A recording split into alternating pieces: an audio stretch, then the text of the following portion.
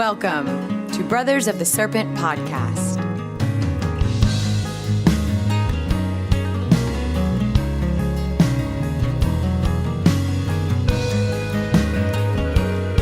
And welcome back, ladies and gentlemen, boys and girls, angels and demons and monsters and serpents. This is Brothers of the Serpent podcast, coming to you not live from the 10 by 10 by 10 Tangent Cube of Science, where we have a guest with us today, straight from the ocean, straight off the seas. Mr. Matt Stone is in studio with us today, so we'll be talking to him later on about how to blow shit up from the water. Yep. And but right now we're going to talk about the what do we call it? The great Texinian shit. I need to look it up. By the way, this is episode 40. That's right, and it's on the Equinox. Brothers of the Serpent is over the hill. The Vernal Equinox. The Vernal Equinox. 40. Episode 40. So we're like, it's kind of late compared to when we normally start, but we're doing it anyway because you got to have a Snake Bros episode on the Equinox. That's right. It's fucking serious shit. And everything has to be equal on this day. So Nox. If you talk shit to me, then I get to talk shit to you for the same amount. Okay, fine. Everything's equal. This is like the we'll call it the fairness doctrine. Yeah, this fairness doctrine. Equality. So yeah, we are you trying to look up that name? Yeah, I'm gonna look at. We named it in such a way that Russ named it. I can't remember it. I've got it really close. Yeah, we'll get it. It's too many words. Let's see. Yeah, so we've been working on this project we were talking about last time. The Great Texinian Astronomical Hill Henge Project. Stone, Allen et al. See? Stone, right? Yeah, we put a stone in charge of the project to oversee it. Yeah. Because we needed the Harry Potter name thing to work out. We need the appropriate name, so Stone. We don't have technically the Stone in the studio right now, but it's his twin brother. Yeah, so it's close. Yeah, have you gone to space? No. Okay, because like they said a twin to space and it changed him from his twin brother. I've been around the world twice, though. Oh, okay. Yeah, so like the Superman theory. What we figured out is that Ty is actually older than Matt now because Matt's traveled more.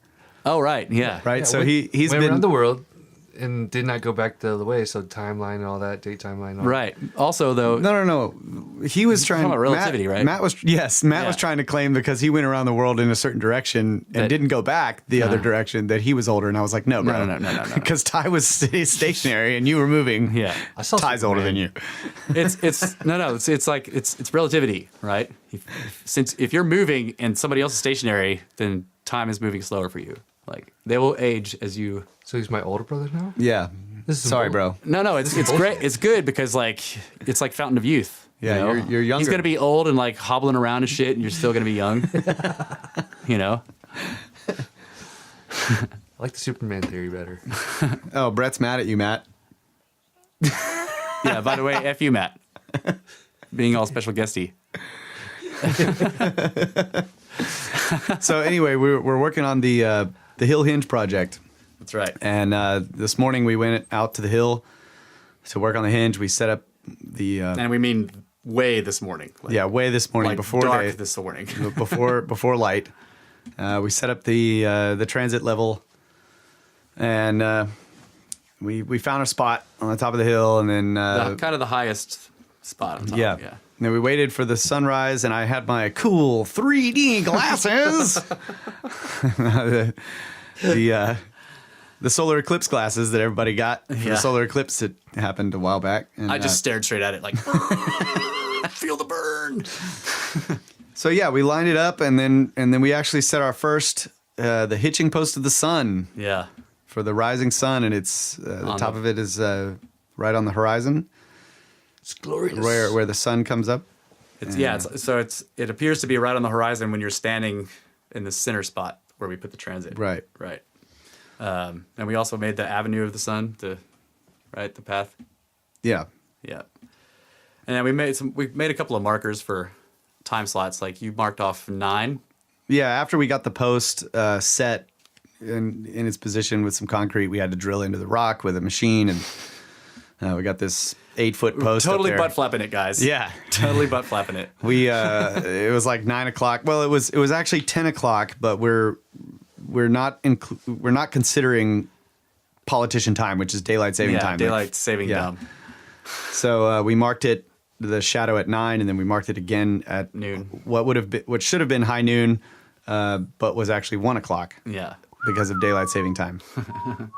That's right. High noon. So, there's one of the things I figured out, or I realized that we didn't talk about last time about the difficulty of doing this. One of the things that makes it easy for us to do it, besides all the machines and all the technology we have and all of that other stuff we talked about in the last episode, we had Google to say, when's the equinox? Yeah. So you have to figure that out first, right? To be able to even start, right? To be able to get cardinal directions, which is what we got today, we had Google, and we wouldn't have been able to do that. We would have had to start just randomly, or go consult the nearest wizard or whatever. Right. Go on a 3-week journey to find the wise man, right, on top of the mountain. Yeah. So yeah, I mean, like basically, we could have at sunrise on just some random day in the year stood up a post, like picked a center spot and then stood up a post marking the sunrise, and then would have had to continue doing this process over the course of a year to figure out where the actual solstices were. That would have been the most apparent thing, because the sun appears to stop for 3 days. Rise in the same position for 3 days in a row. Yeah. So it would have been like, oh, that's significant. We'd have marked that one time if we were there. Right. And then the next year, we would have seen it do the same thing further north or south, depending on which solstice we marked. And so it would have been like, and then we would have had to probably stand up, if we got really interested and be like, okay, we're going to do this every morning. Yeah, if you did it every day, that's how you get the Then annual you'd limit. figure out where the middle point was. Right. They did have a lot of time on their hands back then. I disagree. Yeah. It's hard to tell. Like, did they have a lot of time or did they not, Like, were they constantly trying to survive? Like, how much work does it take if you don't have agriculture? How much work does it take to get food for every day? I don't know. Before internet, like I was sitting around on my butt, like just look at the sun shadows and be like, huh, that's interesting. Yeah, you got to go back a little bit farther than that. Yeah, with high technology. Yeah. Well, I'm thinking the 80s. I didn't have too much technology back then. The 80s. We were totally butt flapping it in the 80s, guys. We had the wild hair and the butt flaps. Nothing but time. That's true. You waste a lot of time on the internet, but I'm just saying, like, that's because we don't have to hunt, right? Right. And in the 80s, you still didn't. You still don't have to hunt. Yeah, pretty sure there was grocery stores. Yeah. Well, what if you're like the grandpa, like your kids are hunting, and you're like, oh, they got it. I'm going to like stick around with his son. But this, yeah, were their grandpas? Like, okay. How long do people live? 40, 50. I don't know. Some of them did live pretty long. I think Ötzi was in his 60s. So the Iceman. How did they live till like 900 years, like in biblical times? Oh yeah, we don't have any of those guys, or if we do, we don't know. So if you live 900 years, I'm sure you could figure it out. Yeah, but I'm just saying, like, there was something else going on that allowed them to live that long. Yeah, like something like possibly that high technology. That astronaut that went to space and came back with his genes changed had increased telomeres on his DNA. What's a telomere? Telomere is like this little thing on the end of your RNA or whatever. So when it replicates itself, the telomeres come off. Some of them come off. So they kind of like limit how many times it can replicate, which is like the process of aging, right? Once you run out of telomeres, the replication is no longer. So which one's going to die first? What? So like the guy that went to space is going to die later than his brother who stayed here, because the guy that went to space had telomeres added to his RNA somehow. Yeah. So you need to get to space, bro. Continue the trend. Time right? to go to space. So we just found the fountain of youth? Or? That's what I'm saying. Like adding telomeres onto the RNA is like the fountain of youth. Yeah. Like that's been theoretical. Like they've considered like maybe we could use like retroviruses or something to add these or something and decrease the effects of aging. But this guy just went to space and somehow it happened, right? But he has also a bunch of other stuff happened. He was like 2 inches taller when he came back. He so much of his genetic code had been changed just from staying in space for so long. He was there for almost a year straight. Well, I mean, like, was he like on like a lot of oxygen? Well, he was just in the International Space Station where everybody else goes. He was just there for a really long time. Because I know, like, if you go to, like, a hyperbolic chamber or something like that, it like you can heal. Oh yeah, because you got exponentially more faster. more oxygen. Yeah, You got some shit playing on your phone. I do. Yeah. So could there have been Sorry. I've been hearing this voice talking and How about now? like, yeah, okay. could have been like a hyperbolic chamber where like the Sorry. pressure is changed and that creates enhanced healing? Well, I mean, it's I don't know what it is. Like, and they don't know what it is either. All they know is when he came back, they tested his DNA again against his twin, and they were so different now that they weren't. He was like, I don't even have to call that guy my brother anymore because we're so different. But like they were saying that he had a bunch of DNA that was activated by, like, basically had space genes that were activated from his long stay in space, which implies that we all have dormant space genes that are just waiting to be activated by when you go to space. Obviously, you're not up to date on Snake Bros. Yeah, he said he's on episode 14. 14. I drove all the way from California and I just started. He just binge listened. That's pretty good. Binge yeah, listen all the bro. way from 2 to 14. That's hardcore. And he's like, I'm coming to the studio. Yeah. He wanted to sit in on it. Yeah, So, hey, thanks for listening. Right? Yeah, I'm I not really trying to appreciate dog it. you, bro. yeah, no, it's great. But Yeah, you're still, like, what, you're not up to date. You're not up to date on Snick Bros, bro. Asking us questions about last episode. I know basics about like Origdamu and Enoch. Oh yeah, old Adamu and Enoch. I was hoping it was Enoch, which is stone spelled backwards. Yeah, Enoch. The Book of Enoch. What's that? It's the Book of Stone spelled backwards. That's what it was all That's about. what it was. That's right. His name was Enoch.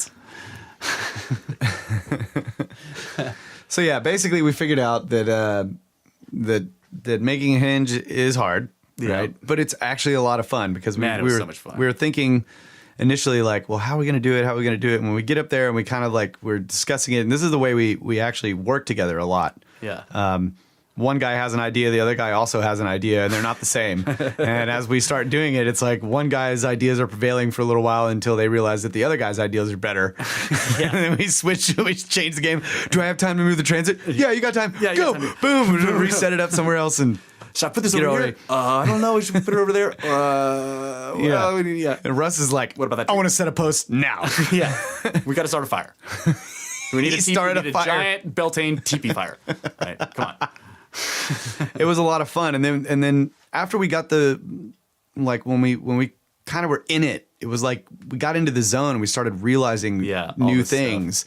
And it's like, oh, okay, we can do this. Once we had the post set and we're watching this shadow move around, which was another thing. Like Russ had to go early, but I stayed for the sunset and checked the west point. Because we basically, after we got the east rise, we set 180 degrees for west. We set 90 degrees for north and 270 for south. Yeah. And I wanted to check the sunset to see, because we don't know what we figured out is it's 29 minutes of arc off. So almost half a degree off. Yeah. Where it sets. He's like, there's a tree in the way. Yeah. I'm Yeah. gonna cut that tree down. It's like, you're gonna cut a tree down? Yes. Yeah. I'm That's totally right. gonna cut that tree. Hold on, I'll be right back. And he cuts the tree down. It's like, what? Do it every Yeah. day, man. It was a cedar, luckily. I was sad. It was a pretty big badass cedar. But Yeah, I still saw it had was to cut it badass, down. yeah. I only cut one half of it. It branched off into two massive Okay. branches. If it were oak, saving I'd the be trees, bro. worried. But If it were oak, I'd be like concerned. But Yeah. like cedar, I'm like, eh. Yeah. well, that was one positive aspect of this site, is that there aren't any oaks in the way. Well, there were cedars. I cut down 2 small oaks. Yeah, but that one was burned already. Oh, okay. All right. That's good. not our fault. But The other one was like woodpecker full of holes. He was dying. I promise. so yeah, we figured out that and this is another thing I realized. Like I had a couple of things. Like I've been trying since I think one of the very early episodes when I was talking about looking at the stars and trying to really grasp and Oh, yeah. get this visual understanding of the motion. Yeah. Right. Well, what we did today really helped. I mean, just that little bit of work and watching that shadow of that post, since you know it's due east from this position and you see the way it moves, it's like, oh shit. Yeah. And just watching the sun, like, not go up, but just like cruise to the right as it's coming up like sharply. I mean, like we were looking at like the spot where it like peaked, where the top edge of it like sort of peaked over the horizon. That spot, which is one we marked for east. By the time the sun was fully above the horizon, it was like way off to the right of that spot. At least by a degree. So this is another possibility of the discrepancy in the western setting, setting sun. Okay, because when the sun first peaked over the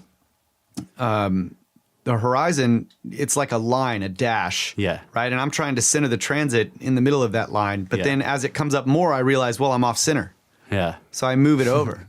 Right. And then as it's like halfway up, I can finally see the vertical edges, sides of it. And I'm like, boom, I center it again. Right. And that's kind of where I left it. Yeah. Which is good. Yeah. Yeah. So when the sun was setting, I was having to do the same thing in reverse, right? I see the full circle, but it's also being manipulated. The shape of it is actually changing because of the atmosphere and some clouds and stuff. Yeah. So really, a half a degree, what it sort of translated to, how far do you think it was from that stake, Matt? 6 inches this way? Yeah. So maybe 6 inches? 44 feet, a half degree gives you 6 inches off. Right. Yeah. So, and then in the horizon to the west, there's actually a kind of a tall hill. Yeah, that's right. But anyway, so I'm trying to figure out like, well, maybe the horizon over here is lower, or and then I started thinking no, because it should have translated to a lesser degree, whereas I had to increase it. So maybe even that tall hill, which is closer, is lower than the hills far in the horizon. Or maybe it would have been more than it would have been. You know, if the hill wasn't there and it was down like the other side, maybe it would have been more than a half a degree. Yeah, maybe so. You know what I So mean? like the optimum setting would be like an island 8 miles away from anything? Yeah, Right. because you want water on it. Yeah, Right. It's totally flat sea level. Yeah. So like, okay, the Moai, there's like the Easter Island statues on Easter Island. There's a set of them that are all facing out. All of the other statues face inwards towards the island. I think I heard that like episode 13 or 12. Yeah. Hey, look at this. Yeah, guy. all right. All right.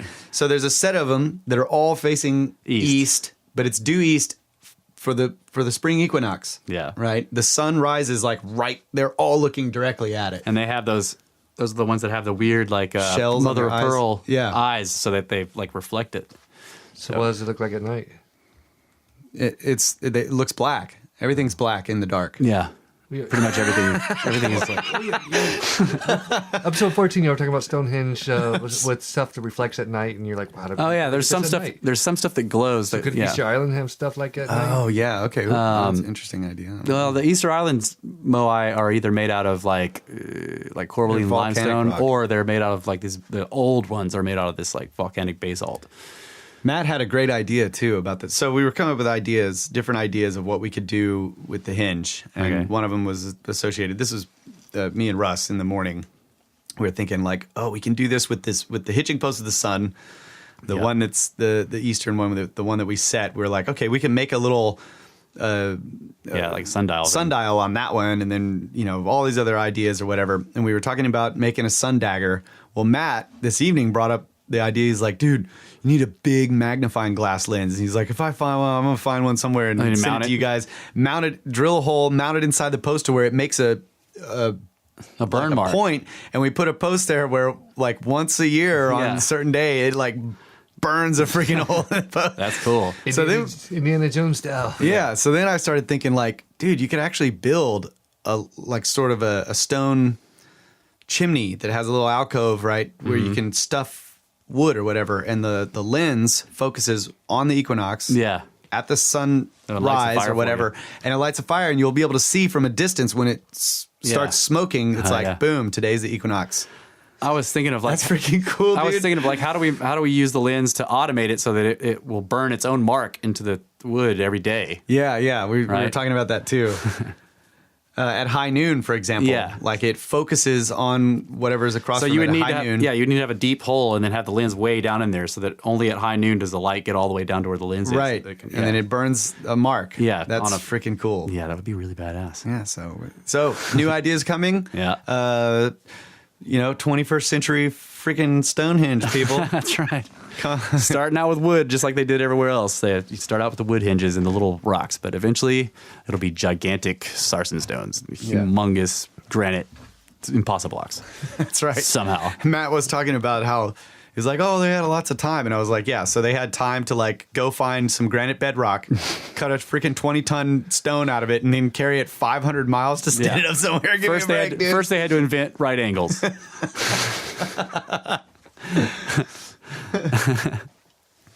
Anyway, it was a lot of fun, and I'm excited about the project. So you were also talking about like 356 concave lenses to like. I was talking about parabolic mirrors. So the concave mirror you could mount. Oh yeah. Where it would focus the light. Oh yeah. When like a dish, like a satellite dish kind of thing. It's like, yeah. Like every day would be special. Well, it would. So wherever it focuses it. Yeah, because if you got a dish and if the sun's over here, it'll focus the light down there. But the next day when it's over here, it'll focus it in a different spot because it, right. Depending on where it's coming from, it'll focus it into a different area. Something like really creative you could do with that. Yeah, I think so. It'd be really cool to set something up and just. Some people think that the part of the Ark of the Covenant was one of those. Like the Egyptians they always show the people with these sun discs on their hats, right? Like you see them, they've got these enormous like bowling pin hats, and they've got the big disc in the horns. And some people think that those were actual sun discs that they used for cutting stone. Like it was a focus thing, maybe not a lens, but more like a mirror, And on the Ark of the Covenant, between the wings of the cherubim or the angels that were on top of it, they called that the seat of God. And supposedly sometimes it was shown with this disc there. It was like they would set this thing there and it would focus light and you could catch things on fire with it and shit like that. So, yeah. Trying to type to Brett with one hand. Are you mad because we're not reading your comments and then waiting? Because turn on your mic, bitch. We totally saw. I guess I had that coming. Yeah, we totally saw your comment. We were just like, we don't want to hear what she's gonna say yet. Not yet, but go ahead now. We're ready. Go for it. All right. So, as the show's somewhat official keeper of the College of Sciences and whatnot, going back all the way to space DNA. Oh yeah. And it's interesting because of the way you guys were talking about the rotation you're observing in the celestial bodies from Earth, because that's the kind of rotation and motion that has to happen with the DNA in order for it to do what it did when the one twin went into space. How do you know We that? always envision DNA as a double helix. Yeah. When it's actually in the nucleus, think of if you took a slinky or spring, stretched it to the point where it's humming and it has the tensile strength where you let it go. Imagine it kinking all over itself. Yeah. Like it's going to blend in on all axes. That's what DNA is like in the nucleus. Right. So for those genes to be exposed, the topmost rotate like 90 degrees west and everything else goes underneath. And then another piece comes out. Like it is intensely complicated. Oh, you mean to add telomeres? Motion. Is that what you're talking about? To add telomeres or something? Is that what you're talking about? Well, no, to expose the DNA just for proteins to be made from it. Oh. In order for it to be transcribed, you have to move like 30 different ways in different directions, pull up the right.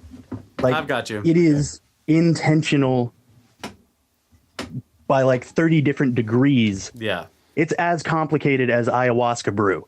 Right. Like it's that kind of thing. And that's what happened. Why? Yeah. What makes that happen when you go into space? Is it a physical force? Because it's like watching a clock with all of the gears turning and everything moving. And then all of a sudden this piece of code comes out and you go, oh, that's junk DNA. Oh, shit, that makes a protein? Yeah. We need to reconsider what junk DNA is. So did you read? You read the story about the guys, because we didn't get to talk to you about this. Like you read the story about. Yeah. Yeah, I did. Like, what do you think about that? It's activated space He DNA. physiologically changed. His body adjusted to the needs of our physiology in space. And if you go all the way down to his genetic code, he started expressing different proteins for certain things in his blood, so it was less thick. That's epigenetics. It had like, isn't it? Like, because like the conventional theory of DNA is that like whatever's happening to you during your life is not going to change your DNA, right? But that's not true. Yeah, I know. It's epigenetics is what you're talking about. This definitely makes it seem as much less than true, and it also has some really interesting implications for evolutionary theory. Yeah. Did we really evolve, or just one day consciousness looks at space and goes, "Oh shit, that's coming"? Or everybody start rotating. We came from space. Like, how else would we have? You literally could, in theory, in response to a environmental change, maybe you were a tropical people. By the next generation, you are well equipped for the snow. Yeah. Who knows? But we're if still you can not. change that quickly in space, kill animals. I mean, there's just a lot of. Yeah, it implies a lot of things that I think about when I'm up late at night because it scares the crap out of me. We get well equipped for snow by stealing other animals' skins. That's how we do it. And turning them into butt flaps. That's right. Could pressure have a lot to do with this? Because like the hyperbolic chambers, like they take burn victims and put them in hyperbolic chambers and they heal, enhance. Like, isn't that because it's got a lot of oxygen in there? Probably a little bit. Right.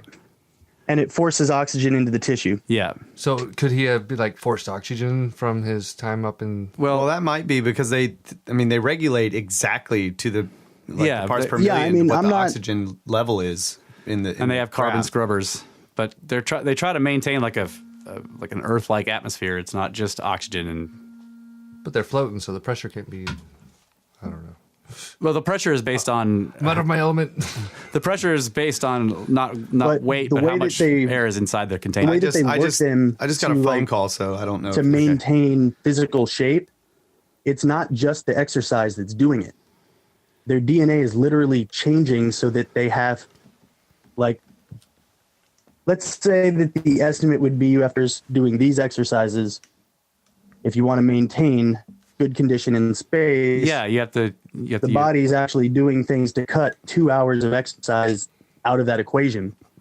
Everything so that you have less demand or are better equipped to physiologically exist in space. Right. Yeah. Like process oxygen, CO2, and all of that.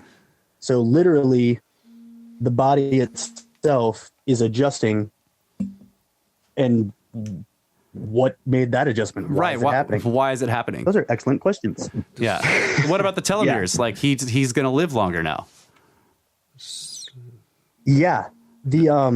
Like what adds telomeres? Like does that ever happen in anywhere? No, it doesn't. And it doesn't. And the only thing I have is total conjecture, and I have nothing to base it on. But it is totally kick-ass. So I'm going to say it. If you were traveling through space and that was something that your DNA could recognize, your journey is negated in your life cycle if you can generate telomeres. Wow. So if it takes you 50 years to get from point A to point B, and you're 35 when you leave, it's like you're 35 when you get there. Yeah. That's badass. Except that you're not, because it still took 50 years. Right. You're like, fuck. No, it didn't, because you weren't going around the sun. The fathers of Noah and like Methuselah, who lived 900 years, he was totally maybe he in was space. just 56, dude, but he came from a long way away. Yeah. Just like Interstellar. He was in space. Yeah. Or so Matt's partially right in like that the planet at the time was like they lived in if they lived down on the continental shelves like 400 feet down, and there was a lot more atmosphere and there was a layer of water than the air pressure. High oxygen content. You've got more energy from the sun, like being trapped. You got water vapor everywhere. You've got like high. Yeah. Oh yeah. And then protection from like all the solar radiation that we still get and the cosmic rays. So you have. So they sort of have all that in the spaceship, right? Yeah, but I mean they have shielding for But if there's a major solar storm, they all have to like run and cram themselves into this lead box or whatever. There's like right, but they're actually being told by people like, "Hey guys, go cram into the lead box." Go get. We don't have lead boxes around here where they put out hey guys, but they would actually sit die. In a lead box they would actually die if they were in a lead box. Have they ever taken and you think maybe the reason why Mercury's behavior is so weird is because that's what happens when a lead box like melts in that kind of event? What? Like they all went and got in their lead boxes, and now we have rivers of mercury underground. I don't even know. Go ahead, Matt. What were you going to say? Like, so have they ever taken twins and like put them like one in the sunlight and one like in the dark for exponential amount of time? And I'm sure the Nazis did. The Nazis did. That's exactly what I was going to say. There definitely probably been studies like that. And then do the same DNA Something test? about the ethics of Americans doesn't let them, torture a child or something. Well, we can, waterboarding, we can do it. Or the Russians. I mean, like the dark science projects that we all talk about as if they were the worst thing ever, but have yielded some of the most incredible medical knowledge we now use.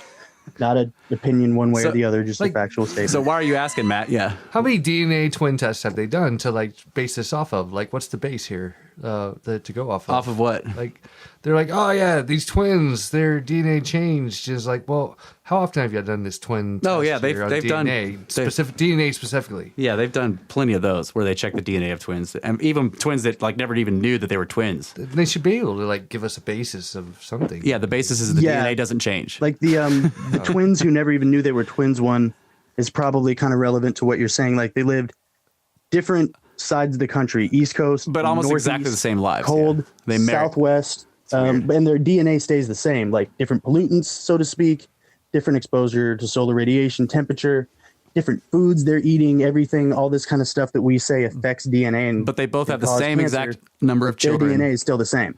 They have the same exact number of children. They both marry a girl named Mary.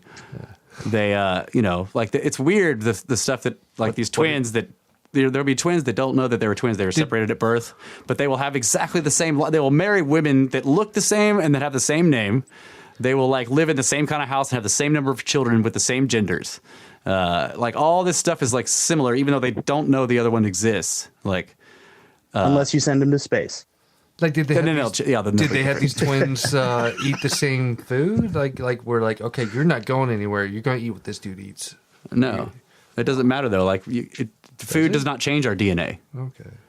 It was space that changed his DNA. Like basically what we're saying here is like no one's DNA changes. That's just if I'm doing a scientific experiment, I want to create like, a control. Control. So the control is no one DNA ever changes. And then this guy went to space and it did. That's the control. Like no right. So he actually had a twin that acted as the control for the DNA. Yeah. It's like their whole life they had the same DNA. That's right. And now they goes out of space. Now it's different. For a year or whatever. Yeah. Okay. Wow. He's the longest. So I actually he's the person who had spent kind of the a longest amount of realization time in space. That if we say all these things can cause cancer, such as like I was saying, different things that are in food, right? Like things that were exposed to different levels of solar radiation, whatever it is. We got some cancer things right here. Why do twins on Earth who eat different diets in different climates not experience widely varied genetic codes? Because if genes can be affected by these things and that causes cancer, why don't we see it there? Yeah. Cancer's not a disease, I don't think. You've heard me talk about that. Well, yeah, I mean, I don't either, but carcinogens are bullshit. One of those where you get an idea and you go, oh my God, wait a minute. It's not just logical. There's science there. Well, that might work. Cancer is basically when the DNA is so damaged or whatever, or like a specific part of it becomes damaged to where when the cells replicate, they're like zombie cells, right? Yeah, that's essentially what happens. And we say that, it's caused by this, which is in the food, and this, which is in the air. Which is bullshit. And this, which is there. It's caused by free neutrons. Right. Yeah. So we need to text that. Like hashtag free neutrons. Like everything causes cancer. Just read a study, right? Yeah. Just being in everything causes cancer, study. And two guys are in different places with the same DNA, and they're exposed to everything. How come they don't have different DNA until they go to space? Until one of them goes to space, yeah. But it may be because in space you're definitely getting hit by a lot more weird particles than you are here. Right. It just, to me, that thing right there says that we are giving credit to things for causing cancer that it would seem aren't causing it, because where your pot shard. Yeah, we've seen those centurions. That's what I'm saying. Like, how did you live to 100 years? Well, I just take the shot and smoke my cigar every day, and that's all I do. Clean living and constant prayer. So that Navy sailor, he's like, it was like a sailor or Marine or something. He's a veteran. He lived to 100. Like, what do you do? Like, I drink a couple shots a day. I smoke my cigars. That's right. Have some whiskey. Have a cigar. That's right. That's how you do it. The English knew that back in the day. We listened to these the old Sherlock stories, on audiobook when we were working. And that, like, whenever you came in out of the cold and you were like sick or whatever, they were like, here, have a whiskey. Here's a cigar. Like, it's the best medicine. Take this. So we That's need funny because the liquor raises your body temperature by narrowing your vessels, and nicotine's a stimulant. So actually, I mean, it kind of works. Yeah, it kind of works. But then they were saying like certain genetics, like we're just are immune to that, I guess, to certain things. Well, some people are immune. I mean, some people people have different responses to uppers and downers too. Like some people go up when they take a downer, and some people go down when they take an upper. Like the Ritalin kids. Yeah. Yeah, like Ritalin is basically an amphetamine, and you're giving it to somebody who's like hyperactive, but for some reason the amphetamine makes them calm. You know what I'm saying? But we need to go ahead and take a break. It's we're over time here, so we're going to take a quick break, and we will be back after a word from our sponsors, Sasquatch, Snakes.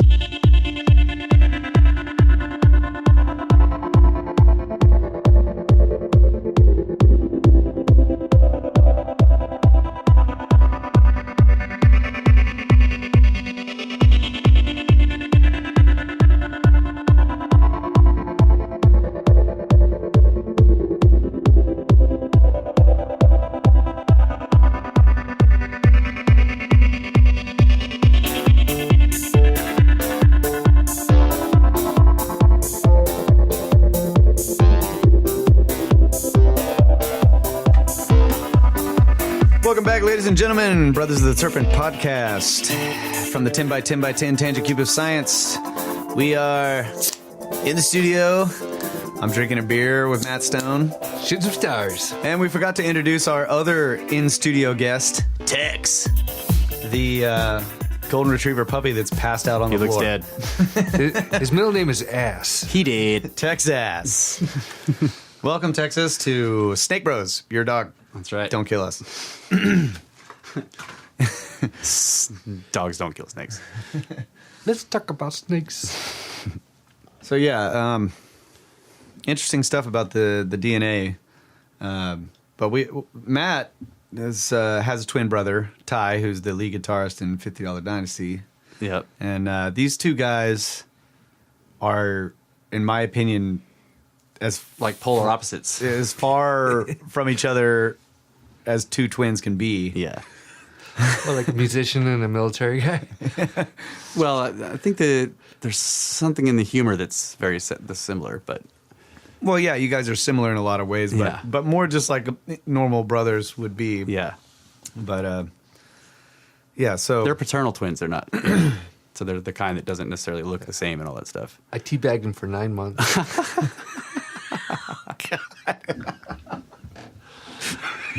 This is a family show. God damn it.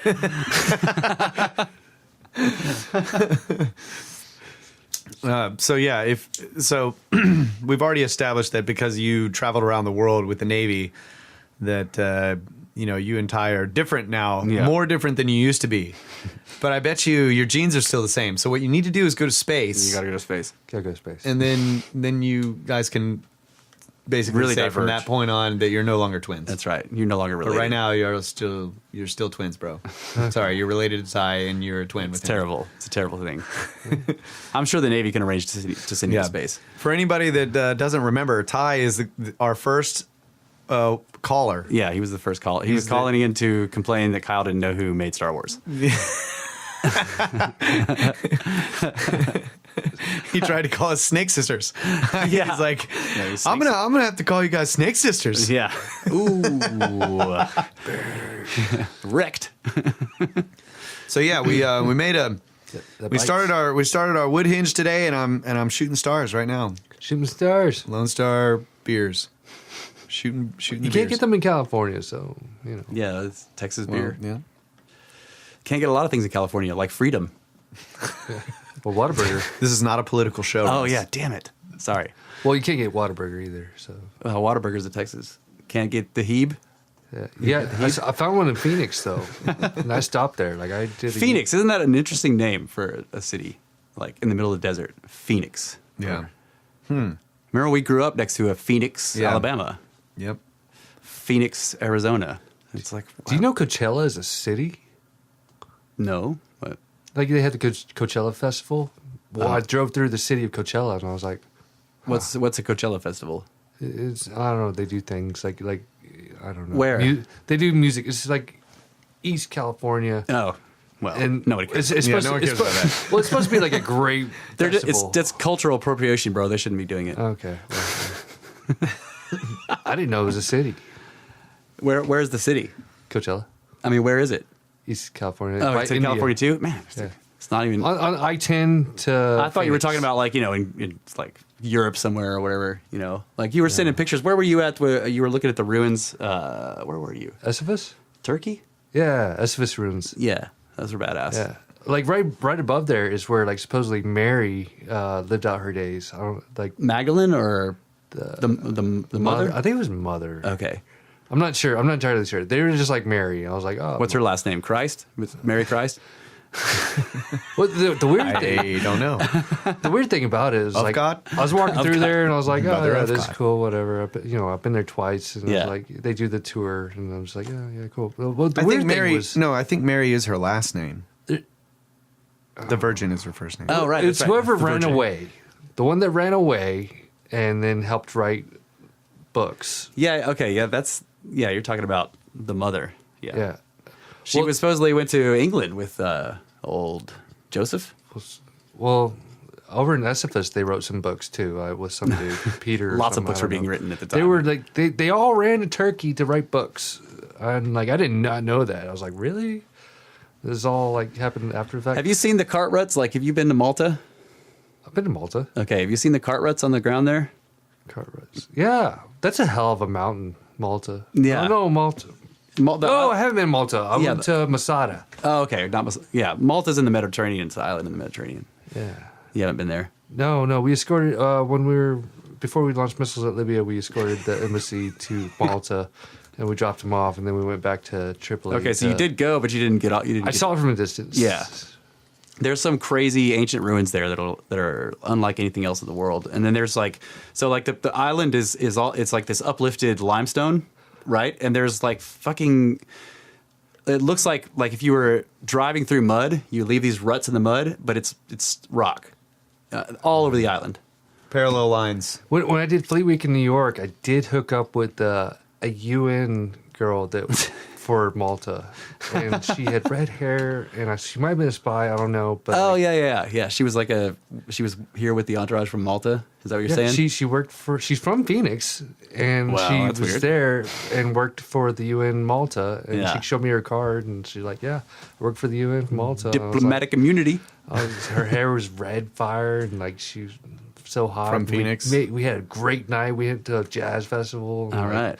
and then we made out a lot, and then I think the Maltese are like it was Sicilians. so great. And This then is a family show, Matt. Yeah. Oh, sorry. And then when I drove damn cross it. country, and like I called her up, I was like, "Hey, I'm about to go through Phoenix. Let's hook up." She's like, "Lose my number." I was like, Yeah, so the mysteries of the mating rituals, ladies and gentlemen. but she loved that sailor. She Yeah. just didn't care for the sailor who was not in New York. And she had this cherry red dress. So I was asking you about the ancient ruins and the cart ruts. Like, Oh, sorry. yeah. Yeah, we have science to do here. Yeah, we're trying to do science, bro. Like, Well, you asked, You about, wanna- if you you asked about Malta, and I hooked up with this UN chick that's yeah. from Malta. It's a wrong association is what I'm trying to say. So basically, your relationship with her is now an ancient ruin. Right. Yeah. Okay. All right. Cool. Got it. Made the connection. Yeah. That's right. You could not hook up with her because of impossible blocks, right? We talked about other places like Palermo, Crete, Cyprus. Well, where? Okay, you've forgot. been all over the world. So what did you visit? Any ancient sites other than the one in Turkey that you took pictures of? Like, you've been Yeah, to pyramids. Any pyramids? No pyramids. No. Ziggurats, pyramids, nothing? No giant triangles? Get out. Crete and Cyprus. You can't even, just get out of here. Get out of the You've been street. all over the world and you've never been to a pyramid? I went to Aphrodite's birthplace. No, when we did port visits to Haifa, we went to Jerusalem, Capernaum. Capernaum is supposedly where Jesus was like raised or something. Oh, okay. Capernaum. Don't know that one. So you went to Jerusalem. Did you look at the wall, the Wailing Wall? Yeah. I Okay. put my hand on there. Did you go down underneath to see those enormous blocks that they found underneath there. They're huge. Like I saw blocks. I'm not sure if that. Like they've got a sort of a path that kind of goes down beneath the platform because it's a big platform, right? It was a tour group. They're kind of like they were real pushy. Yeah, I think they take the tours down underneath it. That's what they made the path for. They dug it down through there so that you could see the ancient foundations of the platform. Pretty big rocks. Yeah, the Temple Mount is like. It's a gigantic platform built on the tip of Mount Moira. Like there's a mountain under there somewhere, and they kind of made this giant platform there. But Did I tell you my story about trying to start the apocalypse? no, you didn't tell me that. I did that. I'm scared. Too. Yeah. All right, going off I take it you failed. Though, I might be going. No, well, I mean, it's still going. It's an ongoing thing. It's up to work in progress. Okay, Yeah. so like I was walking through Jerusalem, and like I come across like this thing, and they were talking, and they're like some religion. I think it was like Mormon or something like that. They were like, yeah, man, someone goes up and blows a trumpet, and like all of a sudden like stuff happens, and like Armageddon starts. So you went and found a trumpet. It says that Mount Olive splits in two with the earthquake to the east. And then there's a solar eclipse, and then it's just like Armageddon starts. Yeah, I think that's so in the like, Bible too, yeah. So I went bought a ram's horn. Yeah. I spent $1,200 on this thing. It was just like silver all over it. Like, Hell yeah, where's it at? It's at my house. Okay, bring it over. Yeah, you next gotta bring time. it over. What? You got a freaking $1,200 ram's horn, and you didn't bring it to the studio for your first Snake Bros? Yeah, what? Double get out. Get out. No pyramids, come no back ram's later horn. with ram horn. Throw my money at this ram's horn. I'm like, yes, I got it. And they're like, we're going to Mount Olives later on tonight to watch watch Mount, from Mount Olives see Jerusalem at night. I was like, hell yeah. Yeah. I'm going to make the apocalypse happen. You're going to go start Ragnarok. Right. Wait, Ragnarok. Wait, that's so the wrong one. We take the bus up there. We get to the top, and I'm just like, I got this ram's horn. I'm like, here it goes. I didn't know how to blow it right. Yeah. I did. You're like the guy in Monty Python, right? So I started. Sax man. I started humming it. So I was like, ooh. I was like, that's good. Oh, no, it's not. I even have a picture of it. I was like, hey, take a picture while I start Armageddon. He was like, okay, cool. You got Mount Olives. You got the temple behind. I was like, wait. I was like, okay. Let's just wait and see what happens. Well, the next day, though, there was an earthquake to the east. Ooh. One of my olives, though, but it was in Iran. So I was like, that's east. You get the that eclipse? counts. That counts. That's one. You got to wait for the eclipse. You got to do it. There was a partial solar eclipse the next day. I was like, halfway there. It wasn't a full eclipse. Let me guess. It was June 14th. No. It's actually January 3rd. Yeah. It's not 2000. It's a J with a 3 in there. 2011. but So- on that next day, though, Lebanon started their Arab Spring with the uprising and stuff like that, so which you then did start- moved on to Syria and That moved was to an apocalypse. Libya and all that. I'm totally taking credit for all that fuck ups over there. Probably shouldn't do that. And like 4 months later, I was launching missiles in March. Well, not 4 months, like 3 months later, March 23rd, I was launching missiles at Like, Libya. what are they doing? We need to stop this. You're like, I was like, what do we do? What's going on? I'm like, I blew that horn. why are you shooting missiles at it? You started it. It's like I blew the horn. Just doing his job, dude. Now I get to launch missiles.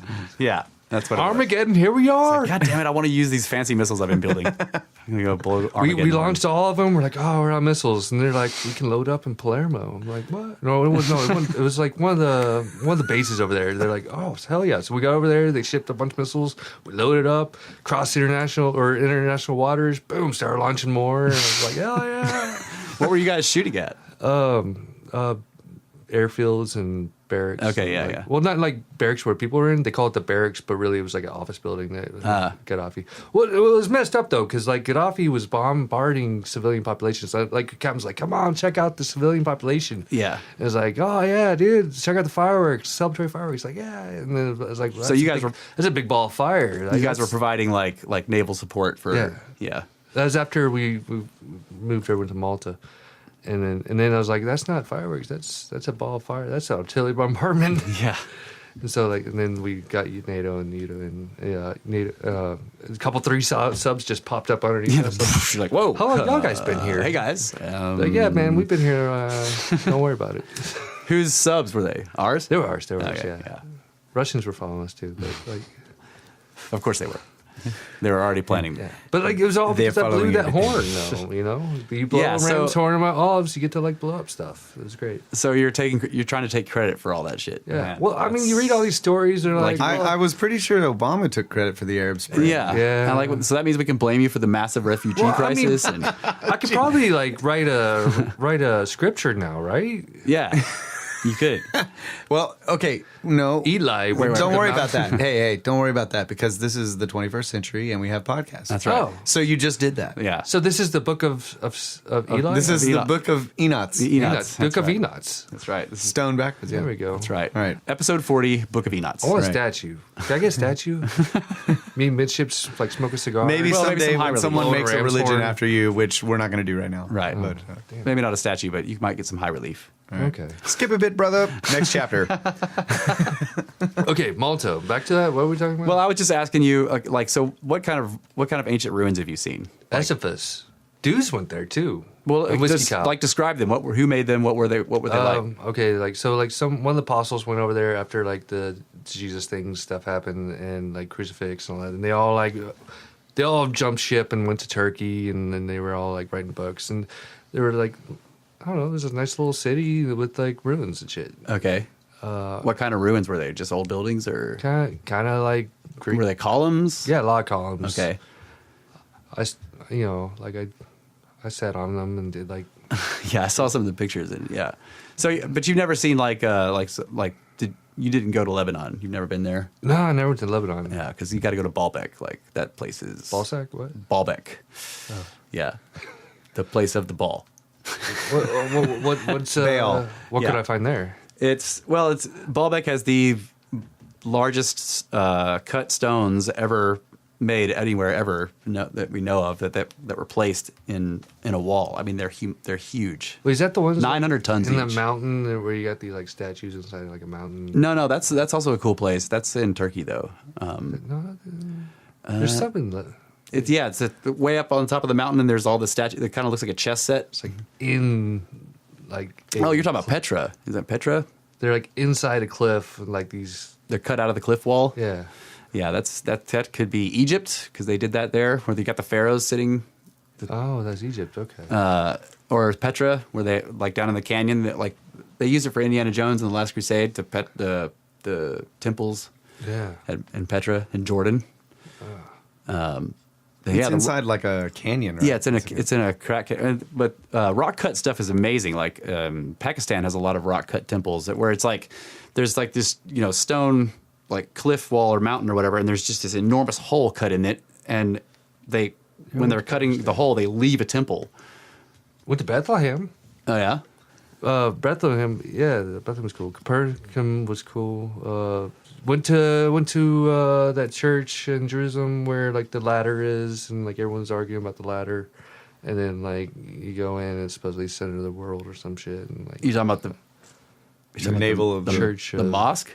It's like no, Oh, the navel. Okay. church of something. I don't know, but like, What's it's up with supposedly like where Jesus was crucified, and like they put a big old cathedral over it, and then like there's like this center of everything. Yeah, I don't know as much about the religious stuff in Jerusalem. I know more about the really, really ancient shit there. Masada was cool. That's where like Solomon or something. I don't know. Solomon? Some I can't remember, but like some like super king of the Jews or something like that went to the top of this mountain. It's way up there. Like on top Solomon, of a plateau. And then like the Romans surrounded it, and they were just like camped out there for a long time. You can see like where they were, and like, and then eventually they. I know there took them out. are weird flat. Okay, so like throughout the mountains, out there in the desert, out there, there's like some places where there's these flat platforms that are like all the way up at the very top of the mountains, and they call those the seats of Solomon because he supposedly had the flying city thing or whatever, and he would like land on these flat places on the mountains. He would like hop from. Yeah, supposedly he had like a tapestry. Right, the flying tapestry was massive. Yeah. Square miles. Yeah, massive. I think it was And probably his of entire Amana, city right? was yeah, his entire city was built on it, and he could just like move the whole city wherever. Right. Oh, man. Yeah, And then he could land anywhere, and supposedly he had demons that would bring water. Yeah, and so there are these like throughout the mountains out there in the desert, there are these places where there's these weird looking, like perfectly flat platforms all the way up at the top at the ridges of the mountains. Like they're really big and flat, and they call them the Seats of Solomon. Yeah, that's one of the interesting stories we should go over at some point. Isn't that in the Legends of the Jews? Legends of the Jews. Yeah, yeah. man, there's some fascinating shit. story. Yeah, the story with where he's looking for the shamir is badass. Yeah. He's like talking to the different animals. It sounds like a fairy tale, right? Where it's like, oh, you gotta talk to my brother. He's older than me. And he knows more about that. He keeps getting sent to the older guy, and then. But the whole thing sounds like when he asks for wisdom and he gets the ring. Yeah, it gives him control of the demons. Yeah, and then he summons each demon. Yeah. Before him and gives all their knowledge, binds them and does all this stuff and like tell me everything you know. Yeah, he destroys a bunch of them that were just totally evil and bad, and then other ones that had like useful aspects, he would use them or bend them to his will with the ring. And that's where this is where like the whole like pretty much all of if you go and research magic. In any serious way, and you try to like find the roots of it, it all comes from supposedly Solomon and the whole like all these rituals you might see in movies where they paint the circles with the stars and all these symbols around and light candles, and all this stuff originates from the story of Solomon and the Legend of the Jews. Yeah, but it sounds like technology. Yeah, like. Some of it does. The forces of nature and the circles, like, okay, so there's the idea of the jinn, and then the concept of the true name, right? Yeah, and they keep them hidden because. But the jinn is like they're basically the demons. Yeah, made of smokeless fire, right? So, and they were lords of the earth until, God was like, well, I'm going to create man, and you guys need to like kind of move out of the way. And there was some kind of deal made where they were able to keep what was it? They kept the night or the shadow or something like that, and man got the light, which is why we can't see them or something. They're kind of invisible. They live here, but they're phased out or whatever. Yeah, and they're not supposed to make any contact or whatever, but they do.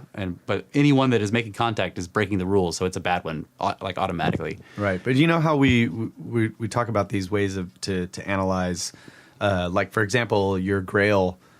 Story, right, with the candles and this whole procession that happens, and this is the part of the comet coming in and breaking up and being all these different aspects of it.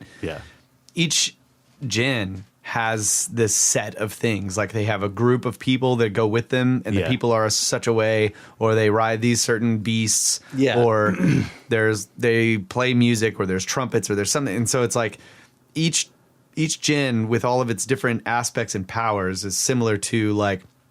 The way we would look at like classified nature, like a god, one of the Greek gods or whatever that's actually a planet that has all these different powers and all this kind of stuff. He's the god of storms. Or something they have these different things, and they have a whole host of people and all this kind of stuff. So you're talking about the 72 demons of Solomon, right? Is that what right. Yeah, the jinn. They're basically the same thing. Yeah.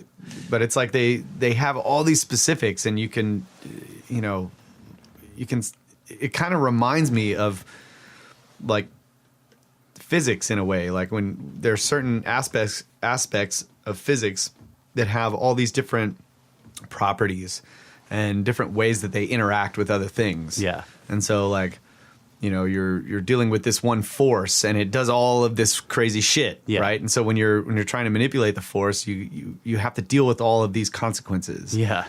So it's kind of like that. And then like once they're all extremely powerful, and so the idea is that if you summon one, it's dangerous. Yeah. Right.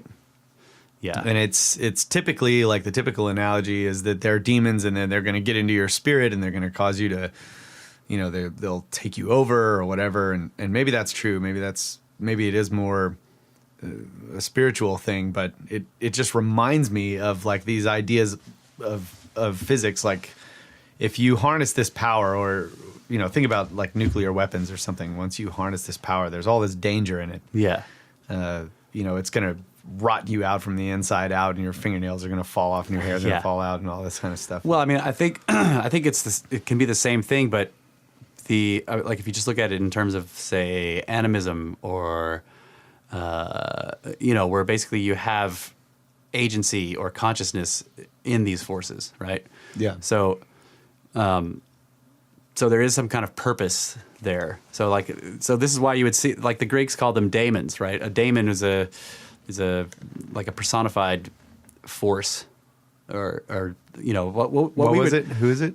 What? A daemon is what is the personified force? The daemon. Yeah. I'm sorry. I was reading what Brett was saying. A daemon, like, so that's where we get the word demon, but Yeah. but they meant, like, daemon was more of it's kind of a force of nature, but it has a personality. It's got agency and consciousness in a way. They have very specific rules that they have to follow. So you can kind of, with the idea of Solomonic magic is that you can make pacts with them if you follow these very specific rules based on the being that you're dealing with, and you have to know its true. You have to know its true nature, but the true name, which is the circle. So, like, you draw this circle, and it's got all these, like, if you look at the if you look up the 72 demons of Solomon, each one has a very specific symbol that is associated with them, and that I've read that the symbols, because when you look at them, you're like, why is it so weird? Yeah. And I've read that they're made that way on purpose because they wanted it to be that so that you could never accidentally draw one, right? Because people make doodles and shit, and they made these symbols. They're all based on a circle in one way or another, but they're so strange, right, that no one will ever accidentally just kind of doodle one of those things, right? That's how weird they are. They have to be drawn in specific order, and sometimes, like, people go all out and use like the Navajo do the sand painting. It's the same concept where you have, like, they go out in the desert and they find all this different colored sand, which means it's got different materials in it, right? Yeah. It's copper and iron and shit like that. And then they make these enormous, like, paintings on the floor of a specific hut with all these different colored sands. And then that somehow does something. It does some magic, heals people, or... Yeah, and so in this idea of magic or whatever, like, there's if you look up the lesser or greater key of Solomon or anything that's based off of those things. Yeah.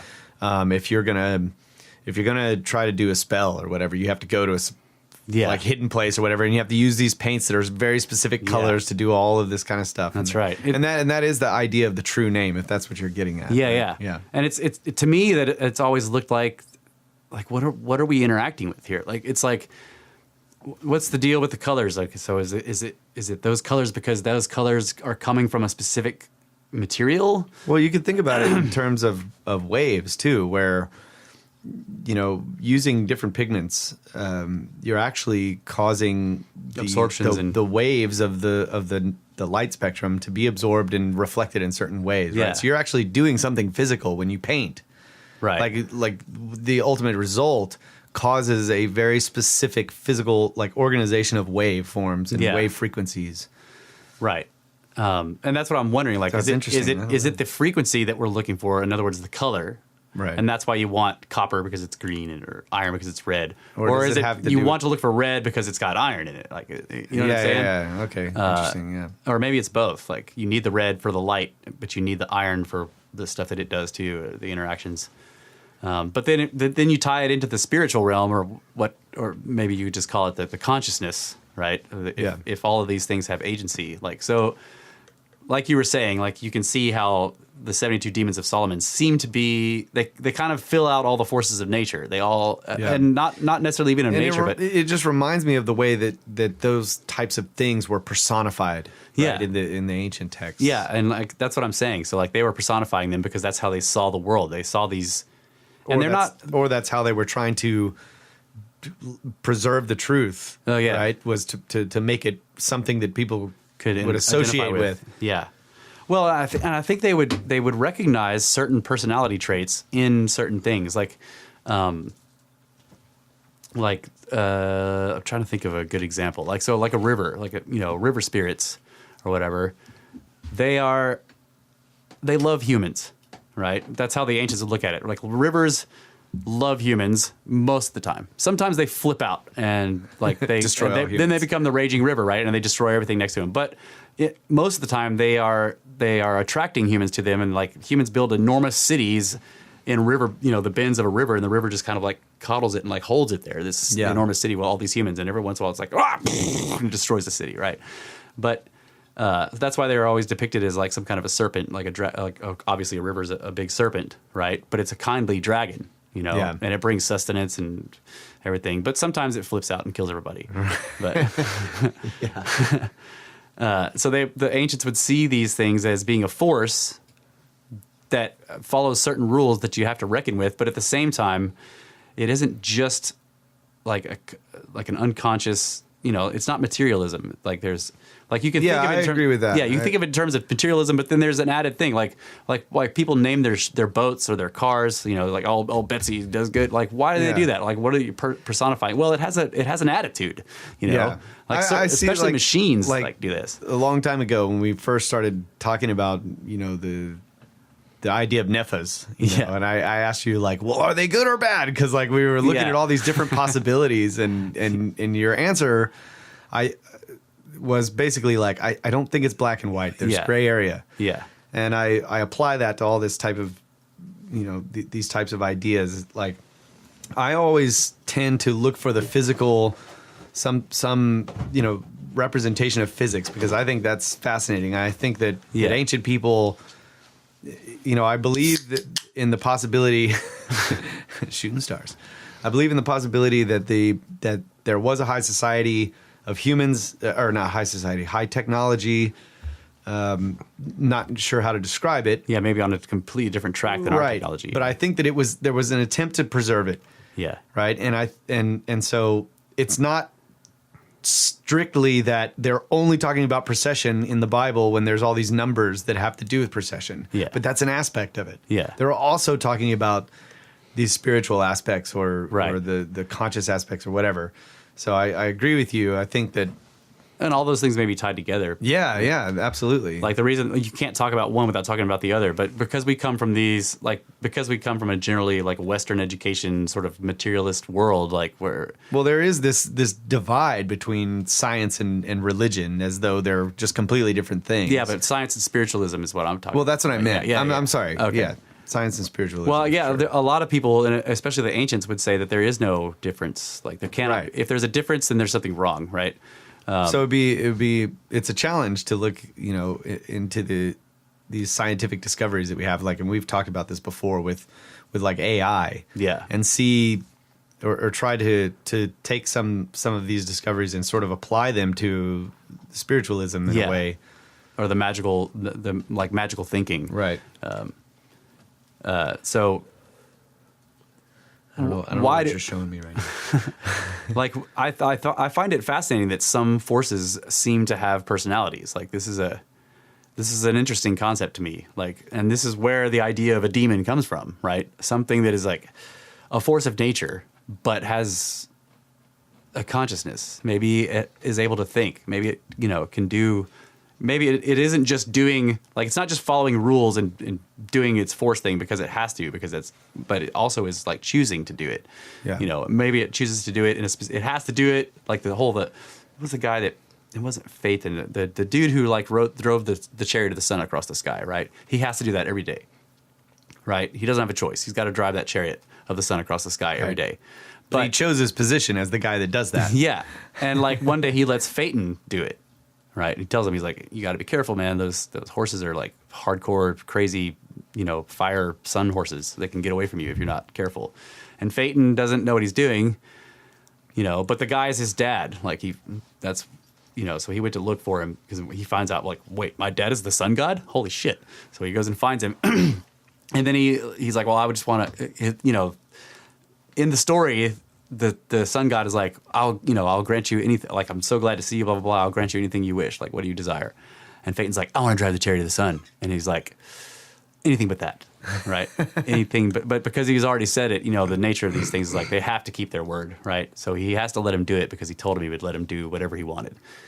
But he doesn't think it's a good idea, and Phaeton gets in there and he wrecks the chariot. And this is probably a myth of the the comet impact. Comet impact, yeah. Because it looks like it comes right out of the sun. So like the story tells he gets out there and the horses take off and it's like, and he gets out of control and shit, and they come down and they fucking hit the ground and like cause all this crazy destruction. Dude, there's actually there's this. I think it's new. I think it's on Netflix. There's kind of a new movie called Guardian of the Moon. No, and you're pretty much describing that story. And Laura and I watched it the other night, and I was like, this is a freaking awesome cartoon, right? It's a cartoon movie. Wow. We put it on for Soul, but then we ended up like glued to it watching it. And it's basically what you're saying, but it's... So it's telling the story of Phaeton, sort of? I guess so, because I was like, man, this is like, there's some esoteric something going on here. Mythy here, yeah. Guardian of the Moon, I think is what it's Guardian called. of the Moon, huh? Yeah, you should watch that. Yeah, I'll check and it then out. Come back and tell me about it. Like Secret of Kells was amazing in that way. Yeah. Like that was awesome. I love that freaking animation. The puzzles that they had in there. It's just like when you're looking down on something and you see all these like patterns and shit and stuff. It's just like, oh my god, this is badass. And then to find out the Book of Kells is real, that was also really cool too. No kidding, it's real. Yeah, it was a real. Well, I didn't know the that. Book of This Kells. is another one. I'm like, hey, bro, I just watched this badass cartoon. like, You should watch this. There's some like esoteric shit. So I watched it and I'm like, is this? Were they really? You know, because in the story they've got these monks. What did they call them? They were basically like monks, but instead of like writing scripture, they were actually like illustrating this beautiful. And they were doing it in all these, like their special knowledge was how to make all these different inks that made all these different colors. And it was because the time that they lived in was so drab and dreary, and like, you know, I think it was in Ireland, right? So it's like there's always mist and shit. They were afraid of the Vikings. Yeah, the Vikings were good. The Vikings were always raiding them. The Northmen, that's what they call them.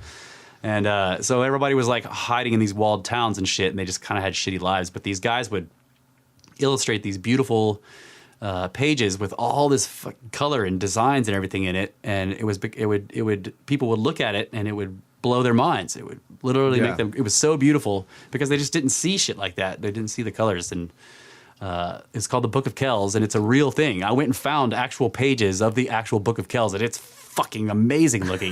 Like, of course, it's ancient now, and so the colors are all faded, but you can look at the intricate design, like. Wow! You're like, how do they do this? You know, in the animation, the cartoon, the premise is that he goes and gets a magnifying glass, which is something that in the ancient world they didn't know how to do it. So he finds a specific crystal that will allow him to like hold it up to his eye, and it magnifies the page, so he can draw these tiny, intricate designs, right?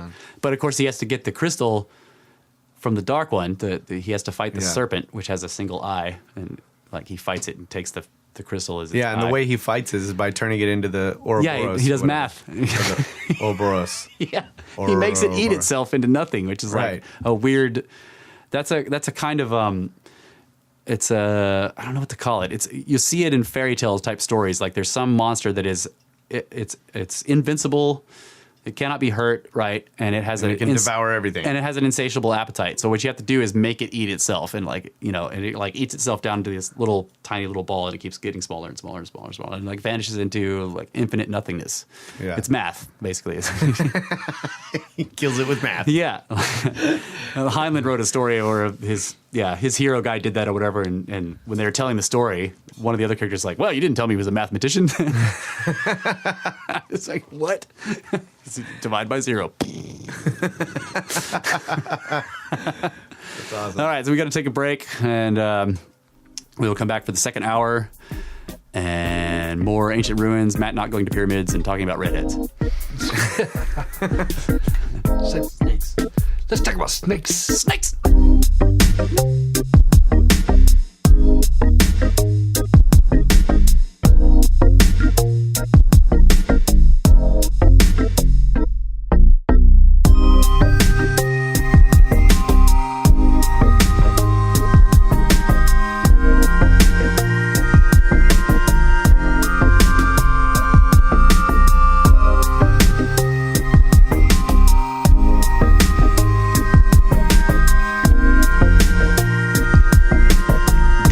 Gravity?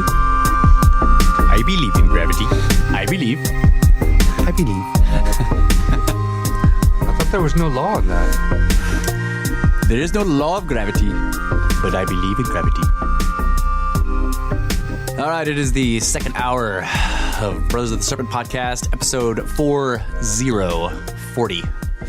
On the Equinox. On the Equinox. 2018. 2018. Hey, who's doing this intro? Who's doing this intro? We're both doing it. Oh, yeah, that's right. It's the Equinox. Equal intros for equal opportunities. So I was reading about this. Okay, so the concept of redshift, right? So one of the reasons why the whole Big Bang kind of took hold, and then the idea of the expanding universe, is because when astronomers were looking at distant, really, really distant objects, so like very distant galaxies and shit, they noticed that that there's a redshift to frequencies of light that are like, it's kind of weird to explain it, because I was looking at this, I was like, are they basing this off of stars that they think all look the same? And that's not it. It's that, like, so there will be like hydrogen gas in between us and this distant galaxy, right? And the light from that galaxy has to go through the hydrogen gas. Well, the hydrogen like has a specific frequency that it absorbs. Yeah. Yeah. And so when that's redshifted, right, the frequency is absorbed, and then it gets redshifted by the distance or whatever. So that's what it is. So like they know what frequency hydrogen absorbs, and then it gets redshifted over this like these extreme distances. Now, like the idea is that it's the Doppler effect, right? So like a car goes past you, it goes like this is the Doppler. Like it's coming towards you, it's compressed. Past you, it's rarefied. So the Doppler. The same thing happens to light, right? When it's coming towards you, the frequency of vibration is more frequent. Right. When it's going away from you, it's spread out. It's less frequent. The vibrations are less frequent. Right. Because the vibrations travel at the same speed no matter what. Right. So the same thing is happening with light. So it will shift. It tends to shift the light. If something is traveling away from you very quickly, and it's luminous, the speed of it traveling away from you tends to shift its light towards the red end of the spectrum, which is the lower frequency end. Right. Now, obviously, it's not always in the visible spectrum. Like it'll shift stuff from the gamma well, I don't think we've ever witnessed this, but stuff in the gamma, which is at the very top of the frequency, can be shifted all the way down to like, the deep infrared. But that would be relativistic. You would have to be going, or whatever it was, would have to be going like an appreciable amount of light speed for that to happen. But there's this other kind of redshift that they talk about, and I was trying to figure this out, but they were saying that it's different from the Doppler shift. And this is a shift that's supposedly being caused because in between us and this very distant object, actually new space is appearing. Space is expanding, right? So this is causing another kind of redshift, right? So everything that we look at in the universe and the way that they gauge how far away something is, and thus how much energy something needs to have, right? So when they're looking at something and they think it's incredibly distant, like a quasar, they think this quasar is 200 billion light years away because of the redshift that they're looking at. Are they wrong? What? Are they wrong? I don't know. I'm getting to like what's happening, so that they see this redshift and they take that to mean that it's 200 billion light years away. That makes them say that quasars are like immensely powerful because it's 200 billion light years away, and yet it's this enormous, crazy, like really bright thing that we can see. So they look at that and they're like, okay, so if it's that far away and yet we still see all this energy, they must be like unbelievably, unimaginably freaking powerful, right? The output of energy that these things are making. Like, so some of the fast radio bursts that they've been looking at, the FRBs, which are these like really quick, bright flashes that come from random places, and there'll be just one or just two or whatever, and they're saying those are really distant too, and they're saying that. So like a twinkle star? No, it's not a twinkle. It's like a flash, right? But it's radio waves. We can't see it. Oh. Like you have to see it with a radio telescope. They're called fast radio bursts, and they're kind of mysterious right now, but they're also very, very distant, but they're so bright in the radio spectrum that they're estimating that like in that like microsecond of flash, whatever it is that's making this is putting out more energy than our sun does in a million years, okay? In that tiny fraction of a second. More energy than our sun in a million years. That's a lot of energy. So that's based on the redshift, right? So because they think they can tell how far away something is based on these redshifts, that also sort of regulates what they think about the energy levels of these objects, like these supermassive black holes. They're assuming, or they're estimating their massiveness based on the distance. Okay, so like this redshift is affecting the way we looked at the entire universe and all these different cosmological theories about what these objects are. All right. Well, here's the problem. I just recently found this out. Hubble, okay, was doing survey, not the telescope, but the guy. He was like looking at galaxies, and he kept finding like distant objects that were in obvious physical association with each other, right? So you have this galaxy cluster, and they're obviously in association. They've got wisps of gas going across to each other and everything, and they're obviously interacting with each other. But one will have a way different redshift than another one in the same cluster. Okay, I saw another picture where there's like a quasar in front of, it's definitely in front of this little blob of a galaxy or whatever, and the quasar's redshift implies that it's way farther back than the galaxy is. So there's something wrong going on there. What time period is this? What do you mean? Like, when was Hubble like doing this? Oh, I don't know. I don't know. I don't know. You always do that to me, Matt. Like whenever I'm talking about weird shit, you ask me some question that I don't know. I'm like, I don't know. I don't know who Hubble is. Edwin Hubble. He's like a famous astronomer. They named the Hubble telescope after him. Well, I know the Hubble telescope, but like I don't know like who Hubble. It's named after this guy. Yeah, that's who he was. Okay. He was an astronomer. Okay, it's like 1990s, looked at stars. 80s. I don't know. We don't know. Does it matter? That's what I'm saying. Okay. It's like, what was I was showing you some ancient ruins. You're like, where is that? I'm like, I don't know. I think you were actually talking about this on one of the podcasts recently. Like every time you tell him a story, I'm like, he would hey, ask Matt, you some question he's about like, it. so when was that? I said, well, who cares? Does it matter? All right, I just had to go outside and deal with dog drama. Is that what that was? Yeah. The dog's out there. Mally got mad, so like I had to I just totally lost. Kyle just bailed in the middle of my story. I was like, yeah, because the door was still open. Guys who went outside and left the door open. Yeah, my bad. So no, that was me. Anyway, yeah. So I'm just kind of like lost. Okay. Right at the moment. All right, so just real quick, like the point I was getting at was that the redshift of these various objects that are in association with each other, so they obviously are right next to each other, or the quasar is obviously in front of the galaxy, and yet the quasar has a redshift that implies that it's way farther away from us than the galaxy is.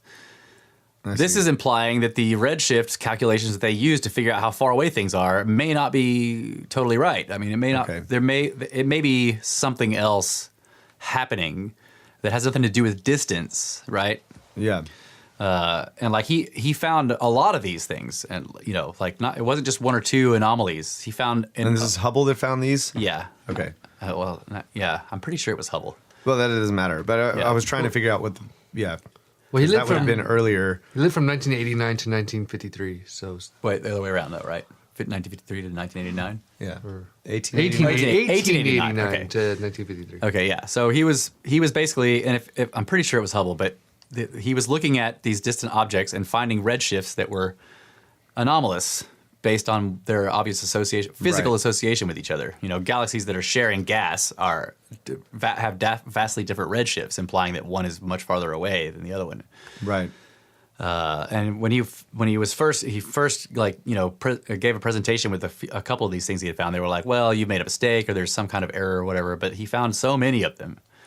And it's now just kind of ignored. Sort of like the whole thing with gravity having to act instantaneously. It's kind of just sort of ignored.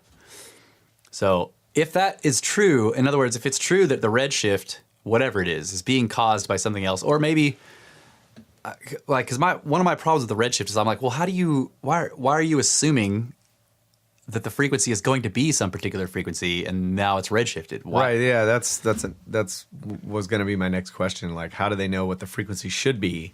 Yeah, because that's what I'm saying. Like everything I've tried to find is implying like, okay, so this is, they know that there's this spectrographic analysis will tell you the materials in it. But if it's redshifted, it's going to be telling you the wrong materials, right? Yeah. Or it is those materials, and you're assuming that it's redshifted to bring it back to materials you think it should be. I'm just like, that kind of seems arbitrary.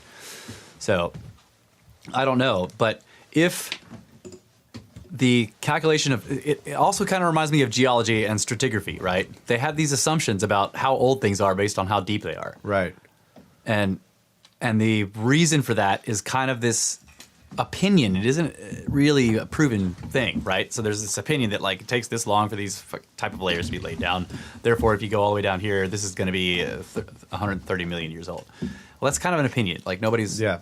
So it's the same thing with this redshift, right? But what's fascinating about this is that just like the whole geological layering and the age of those things, the redshift is fundamental to our entire picture of the universe because it tells us how far away things are, whether like it gives us the idea that everything's moving away from us and thus it's expanding, right? Like the idea of like the way galaxies are built with the supermassive black hole at the center, and then you have these enormous spiral arms of stars, and the galaxy at the center is what's holding it all together. That's based on a calculation of the mass of the of the galaxy or of the black hole at the center of the galaxy and the energy output that it makes based on the distance of how far away they think it is. So they think it's enormous because it's so far away and yet is making all this noise, right? Well, if the redshift is wrong, then all that shit goes out. Like we don't know if there are supermassive black holes. We don't know if quasars could be really close and just like kind of little bit tiny things, you know, like they may not be enormous, like something that if it's only 200 million light years away, it would kill everything, you know, like that's what they say. Like if a quasar was 250 million light years away from Earth and it went off, we would all die.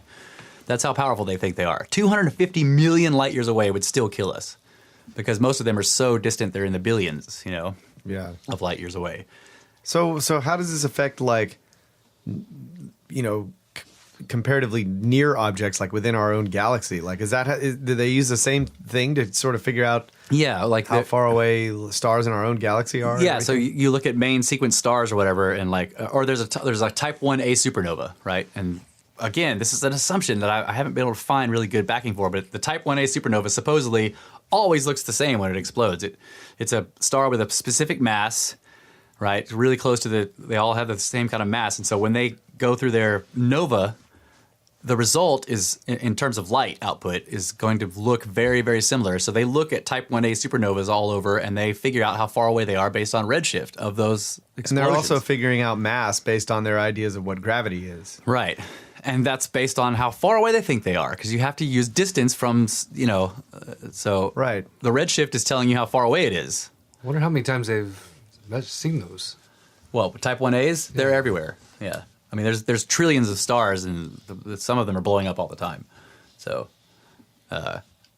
like an appreciable amount of the light of any given galaxy will be supernova or a nova explosions, just because there's so many stars that some of them are always blowing up. Space is full of things that are exploding. How much percent? Like y'all mentioned, like in a previous podcast, that like 2% of the material, has been like seen from, like we can only see like 2%. Well, yeah, and that number has been shrinking because like first we thought we could see everything because you look out there and you see all this shit that's glowing, or it's right next to something that's glowing, so you can see it. But then they find that there's not enough of that type of stuff, the stuff we can see, to account for how much gravity must be working out there, because things are these large structures are being held together by they're something. Like whirling around each other really quickly, but there's not enough mass in those things to hold them together when they're moving that fast. So they come up with dark matter. Well, based on more and more calculations of dark matter, it makes up like 60% of the mass in the universe, and we can't see any of it. All right, but then they find in the 90s. No, then they find dark energy, which like in much larger structures, things are being shoved apart faster and faster, and that's dark energy. So with dark energy and dark matter, that's about 98% of all the mass energy in the universe, and what's left over, the material we can see, is 2%. Or like 5% or whatever. We seem to have the same problem with like our DNA and our brains. 2% of it works. Studying 10% of our brain works. Yeah, that's right. Maybe that's why we can only see 2% of the universe, because we can only use 2% of our brains or something. Yeah, that's fascinating. So, and that's crazy because like this has been one of my issues with gravity is that they're looking and deciding what the mass of something is based on this idea of how they understand gravity working. On the law of gravitation. Right, which has to do with like how much matter there is. Yeah, like so the assumption is because Newton's law of gravitation says you take the mass of the object and its center of mass, and then you calculate the distance from the center of mass of that object to the other object, and then you use the inverse square, and that will give you the pull of gravity, but that doesn't necessarily mean that the mass of that object is causing the gravity. Like it's just gives you the mass. So they're doing it backwards, whereas they're looking at the way the objects move around each other and doing the calculation and figuring out, okay, well, this object must have this much mass. Because that's right. Because the gravity is this. Yeah. Right. And that could be wrong. Right, and you have to calculate to use the inverse square. You have to know how far away it is, the distance, and so they're doing that with redshift. And right. If that's wrong too, like, everything's wrong. But we were talking about this same problem about the moon, right? They're like, well, the moon is too big for it to be this dense everywhere, so it must be like hollow, or there must be something else going on there. That's and it's right. like, well, yeah, but they're basing that on so the moon is exerting an X amount of pull on the Earth. Right, so they think that it must have this much mass, but then they see that it's really dense stuff on the surface, whatever. It's like, well, it can't all be made of that shit. So, and then the seismic surveys they do implies that most of it is really dense. So they think it must be hollow because it can't all be that dense. Otherwise, that would be too much mass. So, yeah. I'm just blown away by like how I look at the harbor in the morning, like one morning and it's like really empty, and the next morning it's like, oh yeah, it's tides you're talking about. Yeah, tides. Yeah. As a sailor, I'm just like, that's a lot of water. Yeah, like the magma also is pulled in the same way. Like really, people don't usually think of that, but like just like the ocean, it's the water of the ocean is pulled around by the tides. So is the magma underneath the crust, which is why it's still molten probably because the moon is constantly kneading it, keeping it friction, keeping it hot. Right, like like Mars doesn't have. It has two little potatoes for moons. It doesn't have a big moon that can cause tides, right? So it's cold. It's cold all the way through. Like, I always want to talk to y'all about that. About magma. What about? You know how like Yellowstone's supposed to like super volcano. Like, yeah. But like, have you seen like how like it's like super volcano kind of moves as the Earth like? What do you mean? As the Earth progresses in age, where the super volcano is. Oh, because of continental drift? Is that what you're talking about? Yeah. Because of continental drift. So, if that is happening, like in other words, if continental drift is real, I'm not totally sold on it, but there's some kind of flaw in the plate of the continent itself that allows the volcano to happen in that spot. So, like it's drifting around. The flaw is in the continent. So like Yellowstone's gonna blow up. I'm sorry, dude. Like, Brett's got a great comment here. Okay, what is it? Let's have it. Yeah, well, the moon's mass versus gravitation anomaly is explained by dark moon. Dark energy, dark matter, dark moon. Dark side of the moon. Pink Floyd. Rock on. Hell yeah. Dark moon. I was thinking the same thing when we were talking about that. I was like, well, maybe there's a dark matter around the moon, but I don't believe in. I just don't think it's real. They can't find it. They've been. It doesn't interact with anything. That's what they're saying now, but I'm like, well, it causes gravity, doesn't it? Right. It's like it's interacting.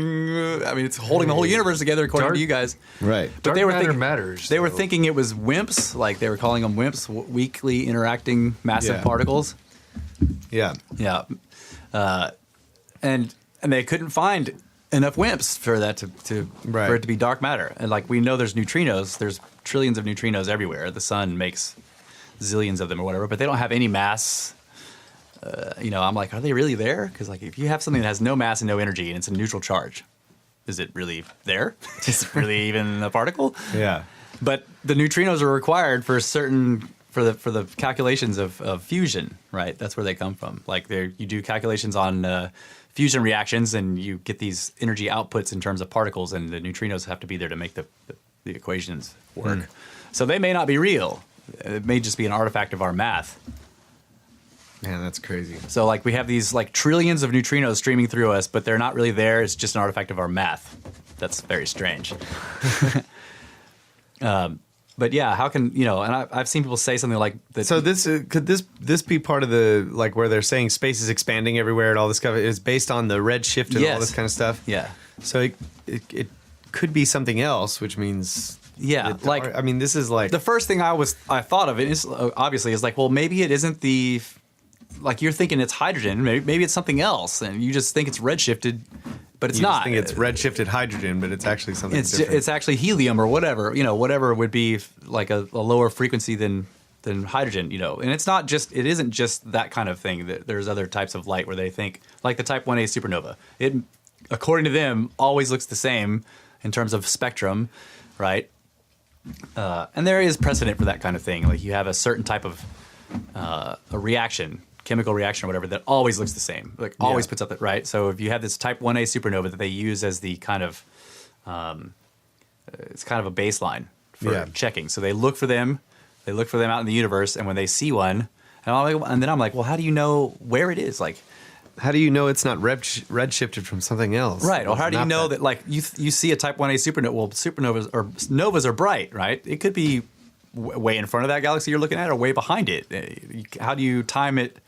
How do you think that it's, telling you how far away that galaxy is? Because it could be way back there or like way up here, and you think that it's close, or the galaxy that it is close, when actually the star is close to you. How do you tell that the star is in the galaxy? Well, there's got to be a new theory out there somewhere. No, well, I mean, the people have like contested redshift, but nobody has a better theory, and this is a problem. If you go and contest this, they're like, well, if we don't use that, then we don't have a way to construct a picture of the universe. I'm like, right, so that's better than having a flawed one. Like, that's better than building a picture that's completely wrong. But that's one of the things that Feynman talks about too in that book I've referenced many times. This is the best idea. The character of physical law. Yeah. Is that, like, it's easy to say this idea is wrong. What's really hard is to come up with an idea that could take its place. Has he tried it? I've been saying ideas are wrong for a long time, and it's not easy. Like, that doesn't work. Oh my God, get out of here, blah, blah, blah. Well, in other words, it's I know. The hard thing to do is to come up with a viable idea that can replace an idea that you think is wrong. Right, but that isn't. So, he says that, like, okay, we all think these ideas could be wrong, but we haven't come up with one yet that can replace this idea that we think all think might be wrong. Right, and I think that's just, to me, that's okay. Like, I'm saying that, like, okay, so I don't have an idea I don't have something to replace this, but that isn't a good argument against my argument that this is wrong. You see what I'm saying? Yeah, I know. But that's what people say. Like, well, like, you have something to replace it. I'm like, well, no, I'm just telling you that this doesn't look right to me. And they're like, well, unless you've got something. I'm like, that doesn't. Yeah, no. His point was not to say you shouldn't think ideas are wrong because you don't have something to replace it. Right. But it's just like that. But he's like, we know this is wrong, but we're going to keep using it until we have something better. No. Okay, I'm not sorry. saying that I'm at totally all. misunderstanding. I'm just saying that all he was pointing out was that yes, this is the easy part, realizing that some idea is wrong. What's really hard is to come up with something that works that replaces it. Yeah, I agree with that. Yeah, but why do they keep using the wrong idea? Is what I'm saying. Like, why? I don't know. Skirpy derps say shit is wrong all the time. Yeah, but it's what they're saying is wrong. Is us saying that mainstream science is wrong? That's what they're skirp derping. Flat Earth? What? Oh, huh?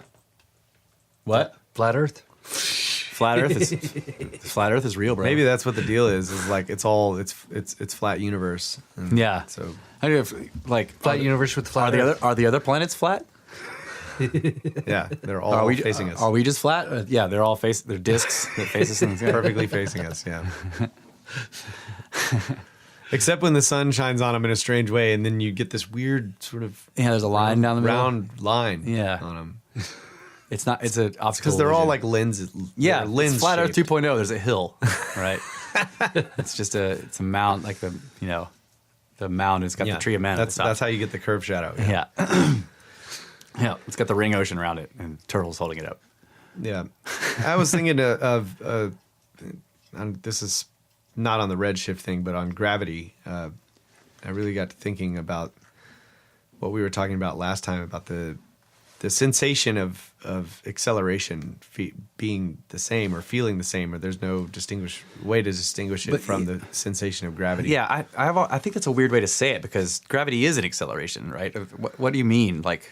I'm this is probably just quoting something very terribly, was Einstein basically made this claim, and it was a principle about it was a discovery really that he made. Okay, and I don't know the proper way to say it. Okay, other than the way I've been saying it terribly this whole time. Okay, because you'll say an acceleration or whatever. I'm like, yeah, but gravity is an acceleration. But then what you describe is that you're being pushed by something else that's accelerating. That's what you describe. You see what I'm saying? Yeah, because what he was pointing out was like if you for example, you have a guy in a spaceship. Yeah. Right. And the spaceship begins to accelerate. Yeah. The sensation he feels being pushed against the seat in the spaceship or whatever, or against the back wall, is indistinguishable from from the force of gravity. So that force that you feel when something is accelerating, right? So if you're in something that's accelerating, if you were just accelerating, you would feel nothing. Right. That's what gravity's doing to you all the time. Yeah. You have to hit something. But you're feeling it, right? Yeah. So if you're floating in space, your gravity is acting upon you, but you can't feel it because you're not against something that's... Right. Flying in an airplane? Well, you're not stopping you. Yeah, you're not being accelerated against something that isn't letting you move, right? That's the sensation of gravity, is being heavy, like sitting on the ground, being pulled constantly. Right. If you're in free fall, gravity is affecting you, but you can't feel... You're not feeling it. Yeah. If the Earth stopped, like, what would happen with gravity? Would it be... This is off the subject. The point is that I've been trying to think about that idea more. Yeah. And I was kind of like developing this concept that maybe like space itself is some kind of fluid, and there are places where the fluid is like coming out, right? It's being created or it's high pressure. Yeah. And those are where planets or stars or whatever, like the bodies that we see in space. Yeah. Are these areas where space is like, I don't know how to describe it, but like a fluid would be just like pouring out. Yeah. And it's moving out, and then the areas between, pretty much in every direction, everywhere where there isn't a body or there's space between, it's like being sucked into this vacuum that's out in all of these areas around it. So space itself is actually flowing. This flow going from this central point, like the center of gravity, flowing out from the center of gravity into the areas beyond. Yeah. If I have no so gravity, that we have this, we don't notice a change in spatial dimensions. Right. But we feel being up against one of these bodies that we're being shoved against it because the space is actually rushing past us. Yeah. I don't know. It's really, really strange. It's weird. It's kind of hard to... If I have no gravity, what is up? It's arbitrary. To your... Like the enemy's gate is down, right? That's... Yeah. Ender's game. Yeah. If you're in 0G, then up is whatever direction you decide is going to be for tactical reasons. Yeah. Okay. But most people pick their feet for down, right? Like Yeah.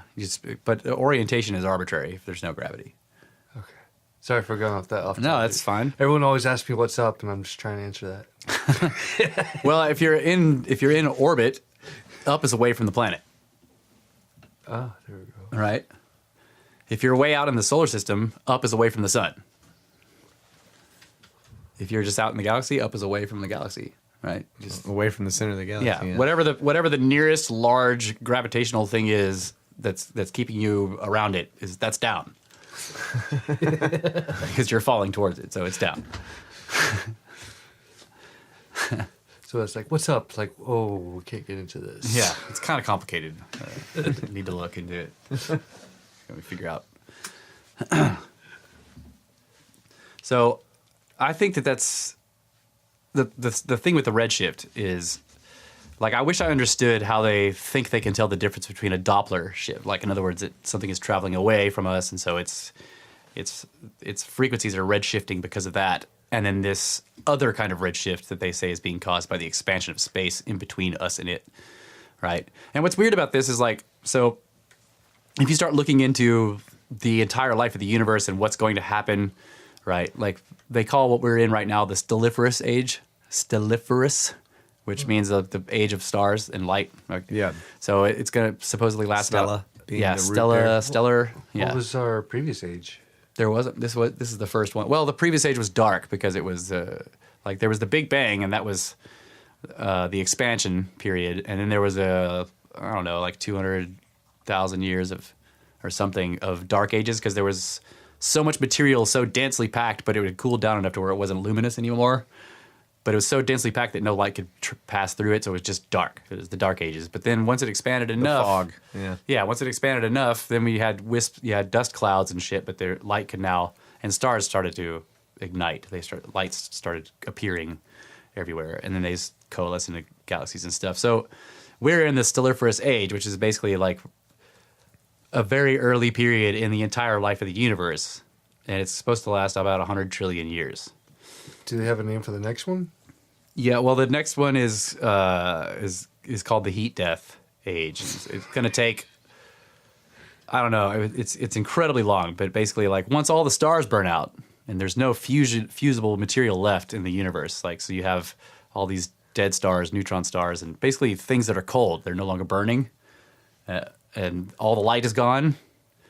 Then the way that entropy increases at that point is but through slow neutron decay, which takes forever. So, like, the age of the universe from that point to the end of it, where everything is decayed and entropy is at maximum, will take so long that you, like on a graph, if you had a line graph of a timeline, then the 100 trillion years that make up the Stelliferous Age, you wouldn't even be able to see it. It would be so small compared to the slow neutron decay period. It's like I've got a bad trillions joke. and trillions and trillions of trillions of trillions and trillions of years. Bad joke. Boba Fett would be done digesting. That's right, he would. 1,000 years. Doesn't take that long.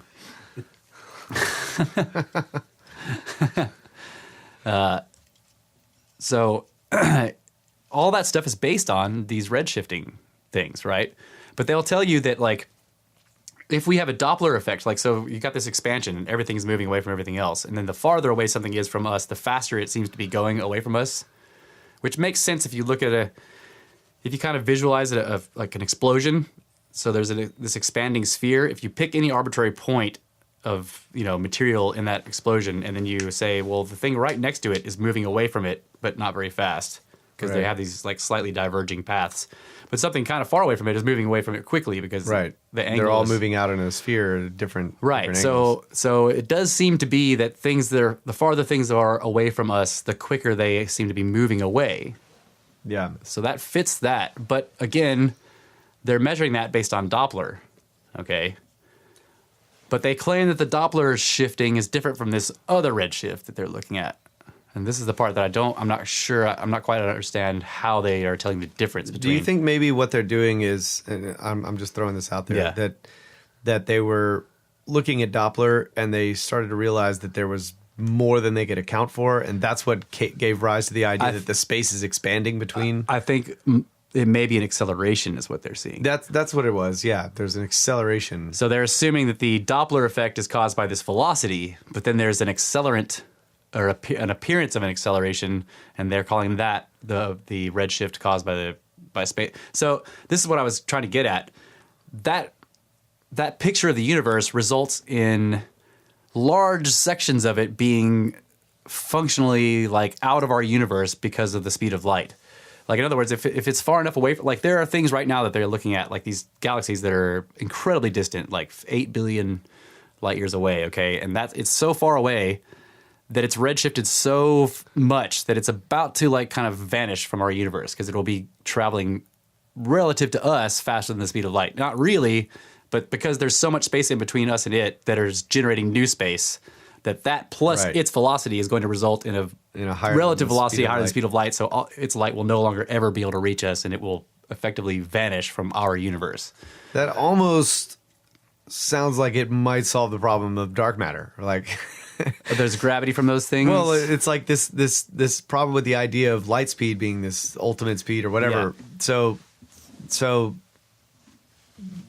this whatever's causing this to appear as though these things are basically moving away from us relatively faster than the speed of light, and they're about to go out of our universe, or where, right?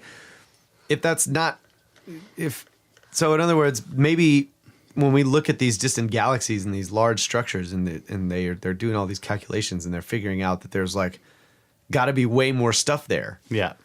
Maybe there really is way more stuff there, but it has already gotten to the point of it's redshifted out of being so that it appears to not even be there at all. Oh, just from our perspective, though. From our if you were perspective. in that cluster, you would see it. Yeah. because it's closer. I'm kind of simple-minded here, but like Doppler, like I only know like I'm in the Navy and we got radar and we get a Doppler shift for like speed and all Yeah. that. We don't say Doppler like We're talking about the same thing. It's the same thing. it's radio waves. No, well, yes, and it's just frequency that is like if something's coming towards you, the frequency is faster because it's coming towards you, and if it's going away from you, the frequency is slower because it's going away. So we're getting returns from the okay. Well, it's like in the Navy, you guys are sending out signals, and then they're bouncing off of stuff and coming back, right? So if Yeah. something is coming towards you, and you go blink, and it goes out, and it comes back, it'll be Dopplered, and that will tell you that that'll give you its velocity. I'm and just heading. amazed that we're getting anything back. Well, it's because we're not doing this to the stars. They're sending out frequencies. They're luminous, right? It would be like you're listening. how to is that? Like so the Like I'm frequency saying- changes. Like when a car is honking its horn and it goes past you, that's a Doppler effect. The high pitch to the low pitch as it goes past is being caused by the Doppler effect. The high pitch as it's coming towards you is because the frequency's higher because it's moving towards you. Okay, that explains it more to my simple Yeah, mind so here. the same thing is happening with the light of these different objects in space. If they're coming towards us, the light will be a higher frequency, and if they're going away from us, it's a lower frequency. But everything's going away from us, so everything is redshifted. There's no blue shift stuff. Damn. Yeah, everything's running away from us. That's basically what I think is happening. Just everything's like fleeing from humans. Get away, get away. So yeah, I think it's interesting because I mean we have this enormous cosmology built up off of these gigantic, immense, like incredibly dangerous, like ridiculously powerful objects because of the distance they think these things are. Right? Yeah.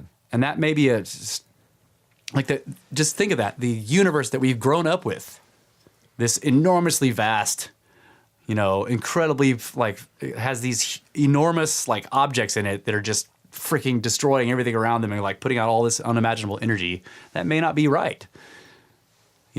Everything might be kind of close and small. It may not, it's if this redshift is wrong and they actually decide, this is completely wrong, we will have no way of knowing how far away things are, and then the universe will just become like a flat, like we won't know how to model it. You'll see structures, but you're like, well, I don't know what shape they are except for in these two dimensions. Like, are they close? Is it far? Is that a star? Or is it like a little hole poked in the fabric? You don't, if you can't, and this is why they don't want to get rid of the whole redshift. They won't discard it, even though it's got enormous problems. It seems like all of this really comes back to the theory of relativity too. Like that relativity's in there. Yeah, right. So that they know, say, what the frequency of hydrogen is. Yeah, and that it's going to absorb this frequency of stuff. So they're going to see something else. What do they call that? Something spectrum. Yeah, Yeah, it's spectrography. Spectrography. Yeah. That. The idea that the Doppler effect or whatever is all. This is all based on this idea that light speed is a constant and all of that shit. Yeah, that like if something is So moving that towards you, anywhere they look in the universe, they can see this, and then they can do the spectrography or whatever and figure out what's going on, and then from there they decide whether it's redshifted or not. Right, because if light speed is a constant, then it doesn't matter how fast something's coming towards you or away from you. The light will still be going the same speed towards you. Which means that what has to change is the frequency rather than Right. Yeah. All right. Another stupid question. What? Okay, so like we're going around in our solar system, round and round. Like, are you sure they're not like seeing stuff like increasing as we go on one side, and then as we go on the other side, it's like not fast enough. Not near fast enough. Not anywhere near fast enough. Yeah. Because we're not. Like you have to be going relativistic. Like an appreciable redshift in light means something is going fractions of the speed of light. We're not. Do they ever see a shift like that with A blue shift? with the way that we No. rotate through the solar system? Not- Do they ever see like a increase in Doppler and a decrease as we go through the solar system? No. I mean, it could be measurable, yeah, but it would be. but it's so Tiny. insignificant. So minute there. I mean, the sun itself, with the whole solar system with it, is kind of hauling ass through the Milky Way too. Like we're not just going around the sun; it's also hauling ass and orbiting the center of the galaxy, and it's tilted 70 degrees, so we're like spiraling through the. It's weird. My mind is blown. My mind is blown. So the whole redshift idea, thinking of it in terms of the Doppler effect, which is So the listener's stationary, and it's perceived that the frequency goes up and then down. Yeah. Because as they move towards you, the wave is compressed slightly, so you get an increase in frequency. Yeah. By a margin, and decrease going the other way. A sound wave moves at, oh god, the show observer is not looking up the speed of sound. 1,125 feet per second. Kyle knows it, yeah. At sea level. So, and then the frequency of the wave coming towards you. So those two speeds relative to each other. For a Doppler effect to be observed in space, if the wave is like light radiation, so solar radiation, let's say, if those ratios stay the same, you would have to be moving ridiculously fast towards each other for there to be a shift, an observable shift. You see what I'm saying? For a blue shift? Yeah. Yeah, like the speed of light versus the speed of sound is an insane ratio. Yeah. So if a car moving 60 miles an hour does this, you have to apply that same ratio, which means this thing is moving at you at ungodly speed. That's based on the medium, the frequency of, right? So like if a car horn is at a specific frequency, and when it's coming at you at 60 miles an hour, it's the frequency you're going to hear is going to be increased so much based on how fast the car is coming at you. But it doesn't mean that you can't observe the Doppler in a minute amount. Like if the car is only traveling, say, 5 miles an hour. Right, 5 miles an hour. You could still measure it. It would be very extremely small amount. So in other words, the frequency shift would be very it'd be negligible, but it would be there. It would be there. Right, it would be there. Yeah. So right, but if you're adjusting both, like because there's a ratio there. So I don't know if you can apply the ratio of the sound to light either. I think that's medium based, right? It's simple. Like frequency of the wave. You're going from kilohertz to the frequency of the wave. Yeah, but in order for it to be perceived by a stationary relative observer, the frequency of the wave increasing would mean that you would have to have in order for the same thing to be perceived, for the wave to stack, if it has a ridiculously high frequency, you would have to have a ridiculous high velocity, or the wave won't stack. You will not perceive the compression of the wave. That isn't right. That's crazy. Not right. We're on this little blue planet that's like rotating through a solar system, rotating through a freaking solar system, like universe, and like everything's rotating. Did Matt just totally stone us? Did he do the stone thing, the Stone Boys thing, where I think he's no. So it doesn't matter. Like you have. Light is traveling in, like what we say is it's traveling through a medium. The speed that waves propagate in that medium, we have measured. Yeah. Okay. And so we know what they are relatively, or, fairly close. We can calculate how fast these waves travel through this medium. So if you know what the frequency is of an object that's traveling in the medium, that's broad or propagating waves in the medium, if you know what that actual frequency is, and then the object is moving towards you or away from you, the frequency that you detect in your detector is going to be shifted one way or the other, depending on whether it's coming towards you or away from you. Yeah, that's the Doppler effect, no matter what. You'll notice that the frequency is slightly higher than what it should be because you actually know what the vibration frequency rate is of the object. Yeah. So when you detect this slightly higher frequency, you're like, okay, it's coming towards me. Yeah. What Russ is pointing out is that the thing that they're taking for granted is that we know the actual vibration frequency of the real thing that's making it. Yeah. And we're assuming that because it's redshifted that it's moving away from us. We are traveling away from it and everything else. Our own speed, we're not stationary. They're figuring either. Right. They're doing all these calculations, but the point is that we're making an assumption on the actual frequency of the object that's propagating the wave, what that frequency is before the quote unquote Doppler effect is taken into consideration, right? Yeah. You have to know the frequency, the base frequency, before you can calculate the Doppler effect. This is what we were pointing out, because like if they're doing a spectrography on something, they're saying, well, that's hydrogen out there, but it's redshifted. Well, how do you know that it's hydrogen and redshifted hydrogen? Yeah, when it could be just something that's not redshifted, that's the frequency that it blocks or whatever. It's awesome because except that hydrogen is like, say, on the observed as helium, hydrogen could have gone through the equivalent of a sonic boom, where it's actually now doubled because the waves overlap. It's actually just double hydrogen. not helium. We have no way of knowing. What? Of any of it. You lost me on that one. Well, like when a sound wave, the sonic boom happens, you've essentially had the compression of the wave to the point where you now have that. Yeah, you have to be moving faster flat. than sound to do that. No hydrogen's moving faster than light. So I don't think we'll have a light boom. Stupid answer. Like I just think it's awesome that I'm like on an amusement park ride and I'm like I like see where my vehicle is. Yeah, and I'm gauging the distance it is. Yeah, you're on something that's spinning and then is also rotating around something that is spinning and rotating, and then that thing is There's spiraling. my car. Oh shit. Yeah, no.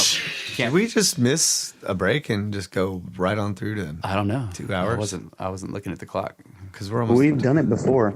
We have I been think known that to may do have this. just happened because it's like we just hit the. It does We're look about like to hit the 2 hour mark here. Yeah. And if I'm correct, I believe Yeah. the last time it Doppler right was there. happening, Yeah. the show observer was totally all about it and excited, so we just went with it. Well, Yeah. So look up Doppler effect. yeah, look up Doppler effect. It doesn't matter how fast you're going. If something is moving towards you, it will be Dopplering whatever frequency it's Right. putting out, whether it's sound or light or whatever. It doesn't matter. It will. Whatever wave is propagating in whatever medium that you measure it, Yeah. whatever you're If measuring, something is coming towards you, it's going to be Doppler. It's right. going to be so blue the shifted. so the key is when a car is moving towards you. Let's say here's a great example of the problem here. A car is coming towards you, honking its horn. Right? Unless you know the make and model of that car and the year and the exact horn that was put in it and that it was not altered after the factory car, and So that you know exactly so what that you know frequency. exactly what frequency that horn should be going at, and you also know that the alternator and everything is working properly to where the voltage is just so it's always it's the exact Cannot right frequency. exactly middle Then speed you of can the car. then you can tell by the sound of the horn how fast fast- that car is coming at you. Yeah. The problem that we have is we don't know all that information. We're assuming that we know all of that information and that we know what that vibration is. Now we're saying the car's coming at us at 60 miles an hour. Actually, in this going case, away, it's yeah. going away from us at 60 miles an hour. And What Russ is saying is Okay, but if we do know that because No, we we know don't. exactly what stars are made of. No, we don't. And we totally also know that because of dark matter balancing our equation, we can say whatever the hell we want and still be right. All right, troll. yeah, troll. Thanks, thanks for trolling me. I thought we He didn't gets know to talk anything. about amusement park rides. And, all right, I'm a troll. Okay. Yo, Matt's definitely a troll, dude. Don't make no mistake. He's definitely trolling. Matt's been trolling us the whole time. Yeah. All right, fair enough. Okay, cool. So we can do this show under duress. Trolls everywhere. Yeah. No Dog problem. running wild. Yeah. Craziness happening outside. Doors being left open. Moths flying around. Snake Bros goes on. I will always be here for this stupid question. But what if? Yeah. Just to make up the what if scenario. Well, how does it if